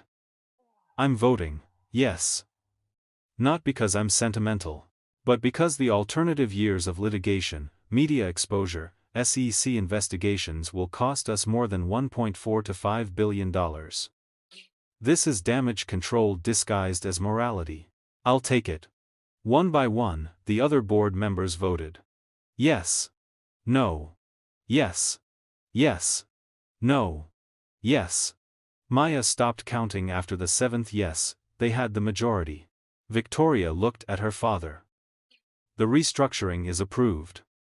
Pending final legal review and SEC notification, Sterling Industries will proceed with the Coleman Washington Foundation and your resignation as CEO. Jonathan exhaled a breath he'd apparently been holding for the entire meeting. Gerald Hastings grabbed his briefcase. I'm resigning from this board effective immediately. I won't be part of this disaster. Noted, Victoria said without emotion. Anyone else? 2 other board members stood and left with Gerald. But 9 remained. 9 people willing to choose truth over comfort. Victoria turned to Maya. You did it.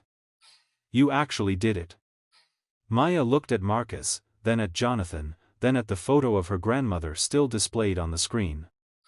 No, she said quietly. We did it. All of us. But even as she said it, her phone buzzed with a new text from the unknown number. You think you won. But this is just the beginning. Check the parking garage. Now. The vote is over. The foundation is approved. But someone doesn't want this story to end with justice. Someone wants revenge. And they're waiting in the shadows of level B3. What Maya finds there will either be a threat or the final piece of a puzzle she never knew existed. Maya showed the text to Clara, who immediately pulled out her phone and called building security. This is Clara Chin, legal counsel. I need security to check the parking garage immediately. Level B3, near the employee section. Possible threat to Maya Washington. Employee ID 7734. Clara relayed the information, then hung up. They're sending 2 guards. But I don't think we should wait. If someone's trying to intimidate you, then they've already won. If I hide, Maya interrupted. She turned to Jonathan and Marcus. I'm going down there. Absolutely not, Marcus said. If someone's threatening you, then I need to know who and why, Maya said firmly. Because this doesn't end until we know who's pulling strings behind the scenes. Victoria stepped forward. I'll go with you. Everyone turned to stare at her. What? Victoria said. You think I'm going to let some anonymous coward threaten the woman who just saved my family's soul? Not a chance. Clara grabbed her briefcase. Then we all go. Safety in numbers. The elevator ride down to B3 felt like descending into a tomb. Maya's heart hammered against her ribs. Her mind raced through possibilities. Derek Grimes? Gerald Hastings? Someone else with a stake in keeping Sterling Industries corrupted? The doors opened onto the parking garage's 3rd sublevel, a concrete cave lit by flickering fluorescent lights. The air smelled like motor oil and damp stone. Cars sat in neat rows like sleeping metal beasts. Maya's Honda Civic was parked in the employee section, exactly where she'd left it hours earlier. Except now, all 4 tires were slashed. Lord have mercy, Clara breathed. But that wasn't all. Written across the windshield in red spray paint, mind your place. The same words Derek Grimes had spit at her that morning after the slap. Victoria pulled out her phone. I'm calling the police. Wait, Maya said. She walked closer to her car, careful not to touch anything. Look at the paint. It's still wet. Whoever did this was here recently. Maybe they're still. A sound echoed from behind a concrete pillar. Footsteps. Running. Marcus moved faster than Maya expected for a 70-year-old man. He ran toward the sound, Clara right behind him, her small frame surprisingly fast. Maya and Victoria followed. They rounded the pillar just in time to see a figure in a maintenance uniform sprinting toward the exit ramp. Average height. Stocky build. Moving with the desperation of someone who'd been caught. Stop! Marcus shouted. The figure didn't stop. But security did. 2 guards appeared at the top of the ramp, blocking the exit. The figure skidded to a halt, trapped between Marcus and the guards. Turn around, one of the guards commanded. Slowly. The figure turned. Derek Grimes. Maya's blood went cold and hot at the same time. You. Grimes's face was twisted with anger and fear. This is your fault. All of it. You couldn't just do your job. couldn't just stay invisible like you're supposed to. I am doing my job, Maya said. Turns out it wasn't just cleaning floors. It was cleaning house. You destroyed everything, Grimes spat.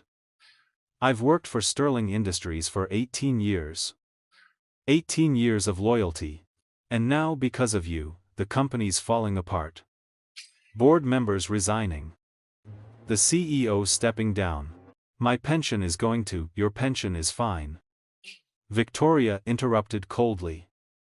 The restructuring doesn't affect employee benefits. But your employment status? That's about to change. She turned to the security guards. Escort Mr. Grimes to HR. He's terminated, effective immediately. And call the police. Vandalism. Harassment. Threats. I want charges filed. Grimes lunged toward Maya, but Marcus stepped between them, faster than anyone expected. You don't touch her, Marcus said quietly. Ever again. The security guards grabbed Grimes by both arms. He struggled, shouting, You think you're heroes? You're destroying a legacy. Harrison Sterling built something real, and you're tearing it down because of one stupid secretary who, Marcus's fist connected with Grimes's jaw before anyone could react. Grimes crumpled. The garage fell silent. Marcus stood over him, breathing hard, his knuckles bleeding. That stupid secretary was Coleman Washington. And, she was worth more than every brick in this building. The security guards hauled Grimes to his feet. He was conscious but dazed, blood trickling from his split lip. As they dragged him toward the exit, he looked back at Maya one last time. You think this is over? He said. You have no idea what you've started. Then he was gone. Maya stood in the middle of the parking garage, staring at her vandalized car, surrounded by people who'd become unlikely allies. We need to get you somewhere safe, Clara said. If Grimes was willing to do this in broad daylight, I'm not running, Maya said. I'm going home. To my daughter. And tomorrow, I'm coming back to work. Victoria smiled. Good. Because we have a foundation to build. The next 72 hours passed in a blur of police reports, insurance claims, and legal paperwork. Derek Grimes was arrested on charges of vandalism, harassment, and assault. Gerald Hastings and 2 other board members resigned in protest. The media descended on Sterling Towers like vultures on a carcass, but through it all, Maya kept moving forward. 3 days later, Maya Washington will walk back into Sterling Towers. But this time, she won't be wearing a cleaning uniform. She'll be wearing something else. Something that represents a future her grandmother never got to see. And when she introduces Marcus Hale to his great-granddaughter for the first time, 3 generations will finally come together. 3 days later. Saturday morning. Maya Washington stood in the lobby of Sterling Towers wearing jeans and a t-shirt instead of her cleaning uniform. It felt strange. Wrong, almost. For 3 years, she'd only seen this building in the dead of night, when the marble floors echoed with her footsteps and the air smelled like disinfectant and solitude. But now, in daylight, with weekend sunlight streaming through the floor-to-ceiling windows, it looked different. Friendlier. Like a place where people built things instead of hiding them. Mommy, it's so tall. Maya looked down at Zoe, who was craning her neck to stare up at the atrium ceiling 90 feet above them.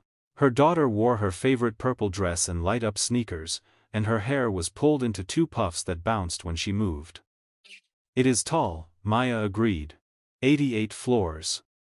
That's a lot of floors, Zoe said solemnly. Do you clean all of them? Not anymore, baby, Maya said. I have a different job now. The elevator chimed, and Clara stepped out, followed by Marcus and Jonathan. Marcus had aged 10 years in 3 days, or maybe he'd finally stopped hiding his age. The confident corporate lawyer had been replaced by someone softer, more uncertain. Someone carrying the weight of 40 years of regret and 3 days of redemption. When he saw Zoe, he stopped walking. His briefcase slipped from his hand and hit the marble floor with a crack that echoed through the lobby. For 3 full seconds, Marcus Hale, the lawyer who'd argued before Supreme Court justices, who'd negotiated billion-dollar deals without flinching, couldn't move. Couldn't breathe. Couldn't do anything but stare at the 7-year-old girl who had his mother's eyes. Maya felt her throat tighten. "Zoe, baby, there's someone I want you to meet." Zoe looked up at Marcus with the frank curiosity of 7-year-olds. "Who's that?" "This is Marcus," Maya said. He's your great-grandfather." Zoe's eyes went wide. "I have a great-grandfather? Like from history?" Marcus laughed, a broken, beautiful sound. "Something like that."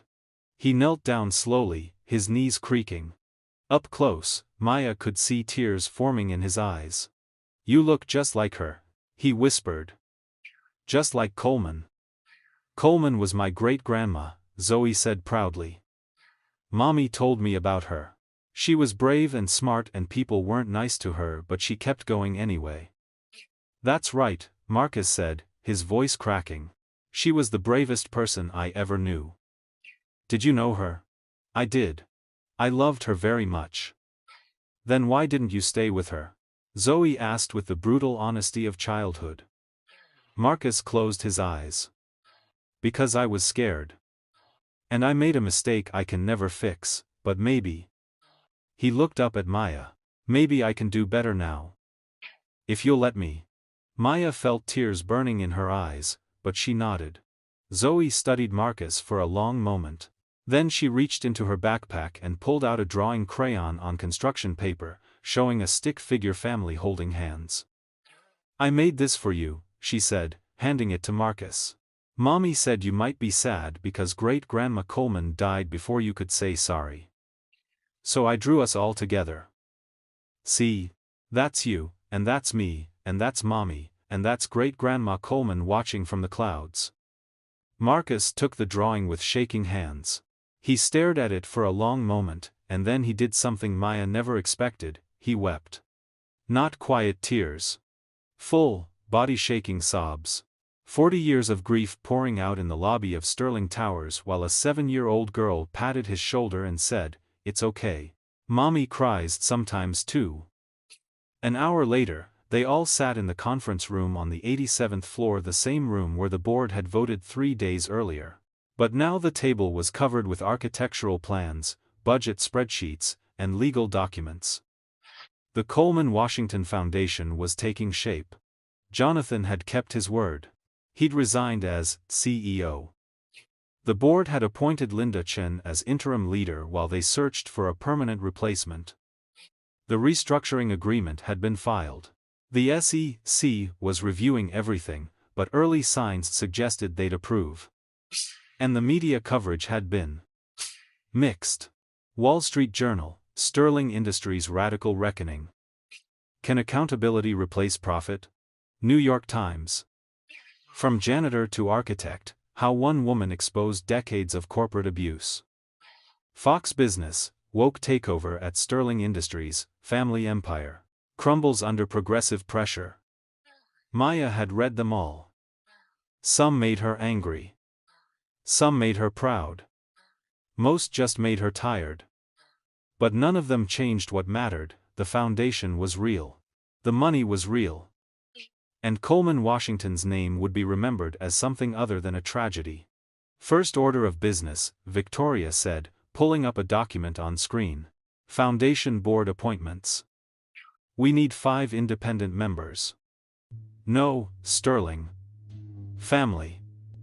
No company executives. People with lived experience of economic injustice. I have a suggestion, Clara said. Patricia Morales. The woman who sued Jonathan. She's been advocating for workers' rights for 20 years. Approved. Jonathan said immediately. They went through 4 more names. All women. All people of color. All people who'd fought systems designed to crush them. Finally, Victoria turned to Maya. And our executive director. The person who'll run the foundation day to day. We have a candidate in mind. She slid a document across the table. Maya looked down at the title. Coleman, Washington Foundation. Executive Director Salary. $185,000 per year plus benefits candidate, Maya Washington. Maya's hands started shaking. Me? You, Victoria confirmed. You're the only person in this room who understands what Coleman went through. Who knows what it's like to be invisible? Who has the moral authority to decide who deserves compensation and who doesn't? I don't have any qualifications, Maya said. I don't have a degree. I've never run anything bigger than a household budget. You exposed a multi-billion-dollar fraud, Clara pointed out. You convinced a board of millionaires to choose truth over profit. You brought 3 generations of pain to a resolution. I think you're qualified. Maya looked at the salary. $185,000 a year. More money than she'd ever imagined making. Enough to move out of her cramped apartment. To send Zoe to a good school. To stop working 2 jobs and actually see her daughter grow up. But more than that, it was purpose. Legacy. The chance to turn her grandmother's suffering into something that helped others. I'll need help, she said quietly. You'll have a full staff, Victoria said. Legal counsel. Financial advisors. Whatever you need. Maya looked at Marcus. And what about you? What's your role in this? Marcus set down Zoe's drawing, which he'd been holding since the lobby. Whatever you want it to be. Advisor. Donor. Or just. His voice broke. Just family. If you'll have me. Maya thought about her grandmother, dying alone in a shelter. About her father, broken by a system designed to crush him. About all the ways pain echoed through generations when no one stopped to break the cycle. Then she looked at Zoe, coloring in the corner, completely unaware that her entire future had just changed. Okay, Maya said. I'll do it. Maya Washington just accepted a job that will change thousands of lives. But the real work is just beginning. 6 months from now, the Coleman Washington Foundation will open its doors. And the first person to walk through them will be a 73-year-old woman named Denise Freeman. What she tells Maya will prove that some wounds take generations to heal. But healing is possible. 6 months later. April, 2025. The board vote had been in October. Jonathan's resignation became official in November. The SEC approved the restructuring in December. The Coleman Washington Foundation officially launched in January. And now, in April, Maya stood in her office on the 7th floor of Sterling Towers, the same floor where she'd once spent nights mopping hallways and emptying trash cans. Now those hallways were filled with the sound of voices. People telling their stories. Filing applications for restitution. Seeking help navigating systems designed to keep them out. Maya stood in her office, not a cubicle, not a storage closet, but a real office with her name on the door, and looked out at the Brooklyn skyline visible in the distance. Maya Washington, Executive Director. The nameplate still felt surreal. In 6 months, the foundation had compensated all 16 surviving women from Harrison Sterling's files, totaling $34 million in restitution payments. Created a legal defense fund for workers experiencing wage theft, sexual harassment, or discriminatory firing. Established scholarship programs for single mothers pursuing college degrees. Launched an investigation into Sterling Industries subcontractor practices, leading to $12 million in recovered wages for undocumented workers. The work was overwhelming. Exhausting. Sometimes heartbreaking. But it was hers. A knock on her door. Clara poked her head in. You've got someone here to see you. Says it's personal. Maya checked her schedule. I don't have any appointments until, trust me. Clara said. You want to take this one? A moment later, an elderly black woman entered the office. She moved slowly, each step deliberate, the wooden cane in her right hand bearing the weight of 7 decades. Her joints creaked audibly in the quiet office. The arthritis wasn't just in her hands, it was in her knees, her back, her fingers that could no longer grip a coffee cup without pain. But her eyes were sharp. Intelligent. Alive with the fire of someone who'd survived what should have broken her. "Miss Washington," she said. "Yes. Please, sit. How can I help you?" The woman lowered herself into the chair across from Maya's desk with a soft groan. "My name is Denise Freeman. I worked for Harrison Sterling in 1982. I was his secretary for 14 months before he..." She trailed off. Maya's heart rate spiked. "Denise Freeman.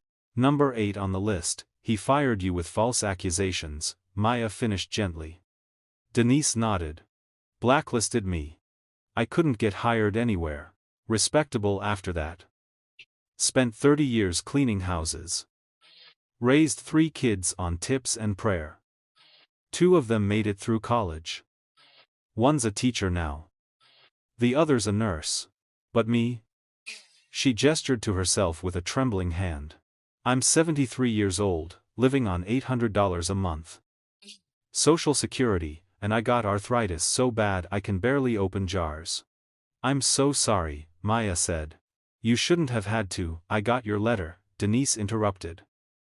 "About the restitution payment. $2.1 million. I almost threw it away. Thought it was a scam." "It's real," Maya said. "You're entitled to compensation for what Harrison Sterling did to you." Denise was quiet for a long moment. Then she asked, "Why now? Why after all these years?" Maya pulled out the photo of her grandmother from her desk drawer. "Because Coleman Washington was my grandmother. And she died thinking nobody cared. I'm doing this so other women don't die thinking the same thing." Denise stared at the photo. "Coleman. Lord have mercy, I remember her. Sweet girl. Harrison treated her like dirt. We all knew it, but nobody said anything because..." She shook her head. "Because we were scared. Because we needed the jobs. Because the world taught us that men like Harrison Sterling always won." "Not anymore," Maya said. Denise looked up, tears streaming down her face. "Thank you. Not just for the money. For seeing us. For making our stories matter." After Denise left, Maya sat alone in her office for a long time, thinking about invisibility. About the cost of silence. About the power of being seen. Her phone buzzed. A text from Marcus: "Zoe's dance recital is at 6. I'm bringing flowers. Save me a seat." Maya smiled. Over the past 6 months, Marcus had shown up for every school event, every weekend breakfast, every moment he'd missed with his own daughter. He was trying. Failing sometimes. Trying again. It wasn't enough to erase 40 years. But it was a start. That evening, Maya will sit in an elementary school auditorium and watch her daughter dance. And for the first time in 3 generations, a Washington woman will have family in the audience. Real family. Not perfect. Not without scars. But present. And sometimes, being present is the most powerful form of love. That evening, at Zoe's dance recital, Maya sat in the auditorium of PS 321, squeezed between Marcus on one side and Clara on the other. The stage was decorated with paper stars and glitter. And 7-year-olds in ballet costumes waited in the wings. When Zoe took the stage, Maya's breath caught. Her daughter moved with a confidence that Maya had never possessed at that age. Head high. Shoulders back. Completely unafraid. The music played something classical, something beautiful, and Zoe spun and leaped and smiled like the entire world existed just to watch her dance. After the performance, Zoe ran to them, beaming. "Did you see? I didn't fall. You were perfect," Maya said, pulling her daughter into a hug. Marcus handed Zoe a bouquet of flowers almost as big as she was. "For the star." Zoe buried her face in the flowers, then looked up at him. "Great-grandpa, are you coming to dinner? If your mom says it's okay." "It's okay," Maya said. Later that night, after Zoe had gone to bed, Maya stood in the kitchen of her new apartment, a two-bedroom in Park Slope with hardwood floors and windows that actually opened. She could afford it now. Could afford a lot of things. But the thing she treasured most was on the refrigerator, Zoe's drawing of their family, held up with a magnet shaped like a sunflower. Her phone rang. Jonathan Sterling. "Hey," she answered. "Hey. Just calling to check in. How's the foundation?" "Busy. Good. We just approved funding for 12 new legal aid cases." "That's great." A pause. "I saw the Times article. About Denise Freeman. The way you're handling these cases, it's exactly what I hoped for." "What about you?" Maya asked. "What's retirement like?" Jonathan laughed. "Weird. I've been volunteering at a legal clinic in the Bronx. Helping tenants fight wrongful evictions. Turns out I'm not totally useless without the CEO title." "You were never useless," Maya said. "You were just trapped in the wrong story." "We all were," Jonathan said. "But you helped us write a better ending." After they hung up, Maya walked to her bedroom and opened the shoebox she kept on her closet shelf. Inside were her grandmother's few possessions, a faded yellow dress, a pair of white gloves, and 23 letters from Marcus Hale, each one marked "Return to Sender." Maya pulled out one letter and read Marcus's words from 1989, "Dear Coleman, I'm writing this knowing you may never read it. But I need to say it anyway, I'm sorry. I was a coward. I chose safety over love. And I've spent every day since regretting it. I'm successful now. Making good money. But it means nothing without you. Without our daughter. Without the family I abandoned. I don't deserve forgiveness. But I hope someday our daughter will know I tried. That I didn't forget. That I sent these letters into the void hoping one would reach you. I love you. I always have. I always will. Marcus." Maya folded the letter and placed it back in the box. Then she pulled out her phone and opened her photos. Found the picture she'd taken 6 months ago in Jonathan Sterling's office, the one of her grandmother's employee file. She posted it to the Coleman Washington Foundation's social media account with a simple caption, "Coleman Washington. 1954 to 2019. Secretary. Mother. Survivor. Her name deserves to be remembered. Her story deserves to be told. And her legacy is every person who refuses to stay invisible. This foundation exists because one woman's pain became 3 generations' purpose. If you have a story like Coleman's, if you've been silenced, overlooked, or told you don't matter, we see you, and we're here to help. Apply at www.colemanwashingtonfoundation.org. Maya Washington. Executive Director. She hit post. Within minutes, the comments started rolling in. Hundreds of them. Then thousands. Stories of other Colemans. Other Denises. Other people who'd been crushed by systems designed to protect power at the expense of humanity. Maya read them all, and she thought about her grandmother, who'd died believing nobody cared. They care now, Grandma. They care now. Outside her window, Brooklyn stretched out like a promise. Lights flickering in apartment windows. Lives being lived. Stories being written. And for the first time in her 34 years, Maya Washington felt like she was exactly where she was supposed to be. Not invisible. Not small. Not silent. But seen. Powerful. Free. The cycle had been broken. The legacy had been redeemed. And tomorrow, the work would continue. The end.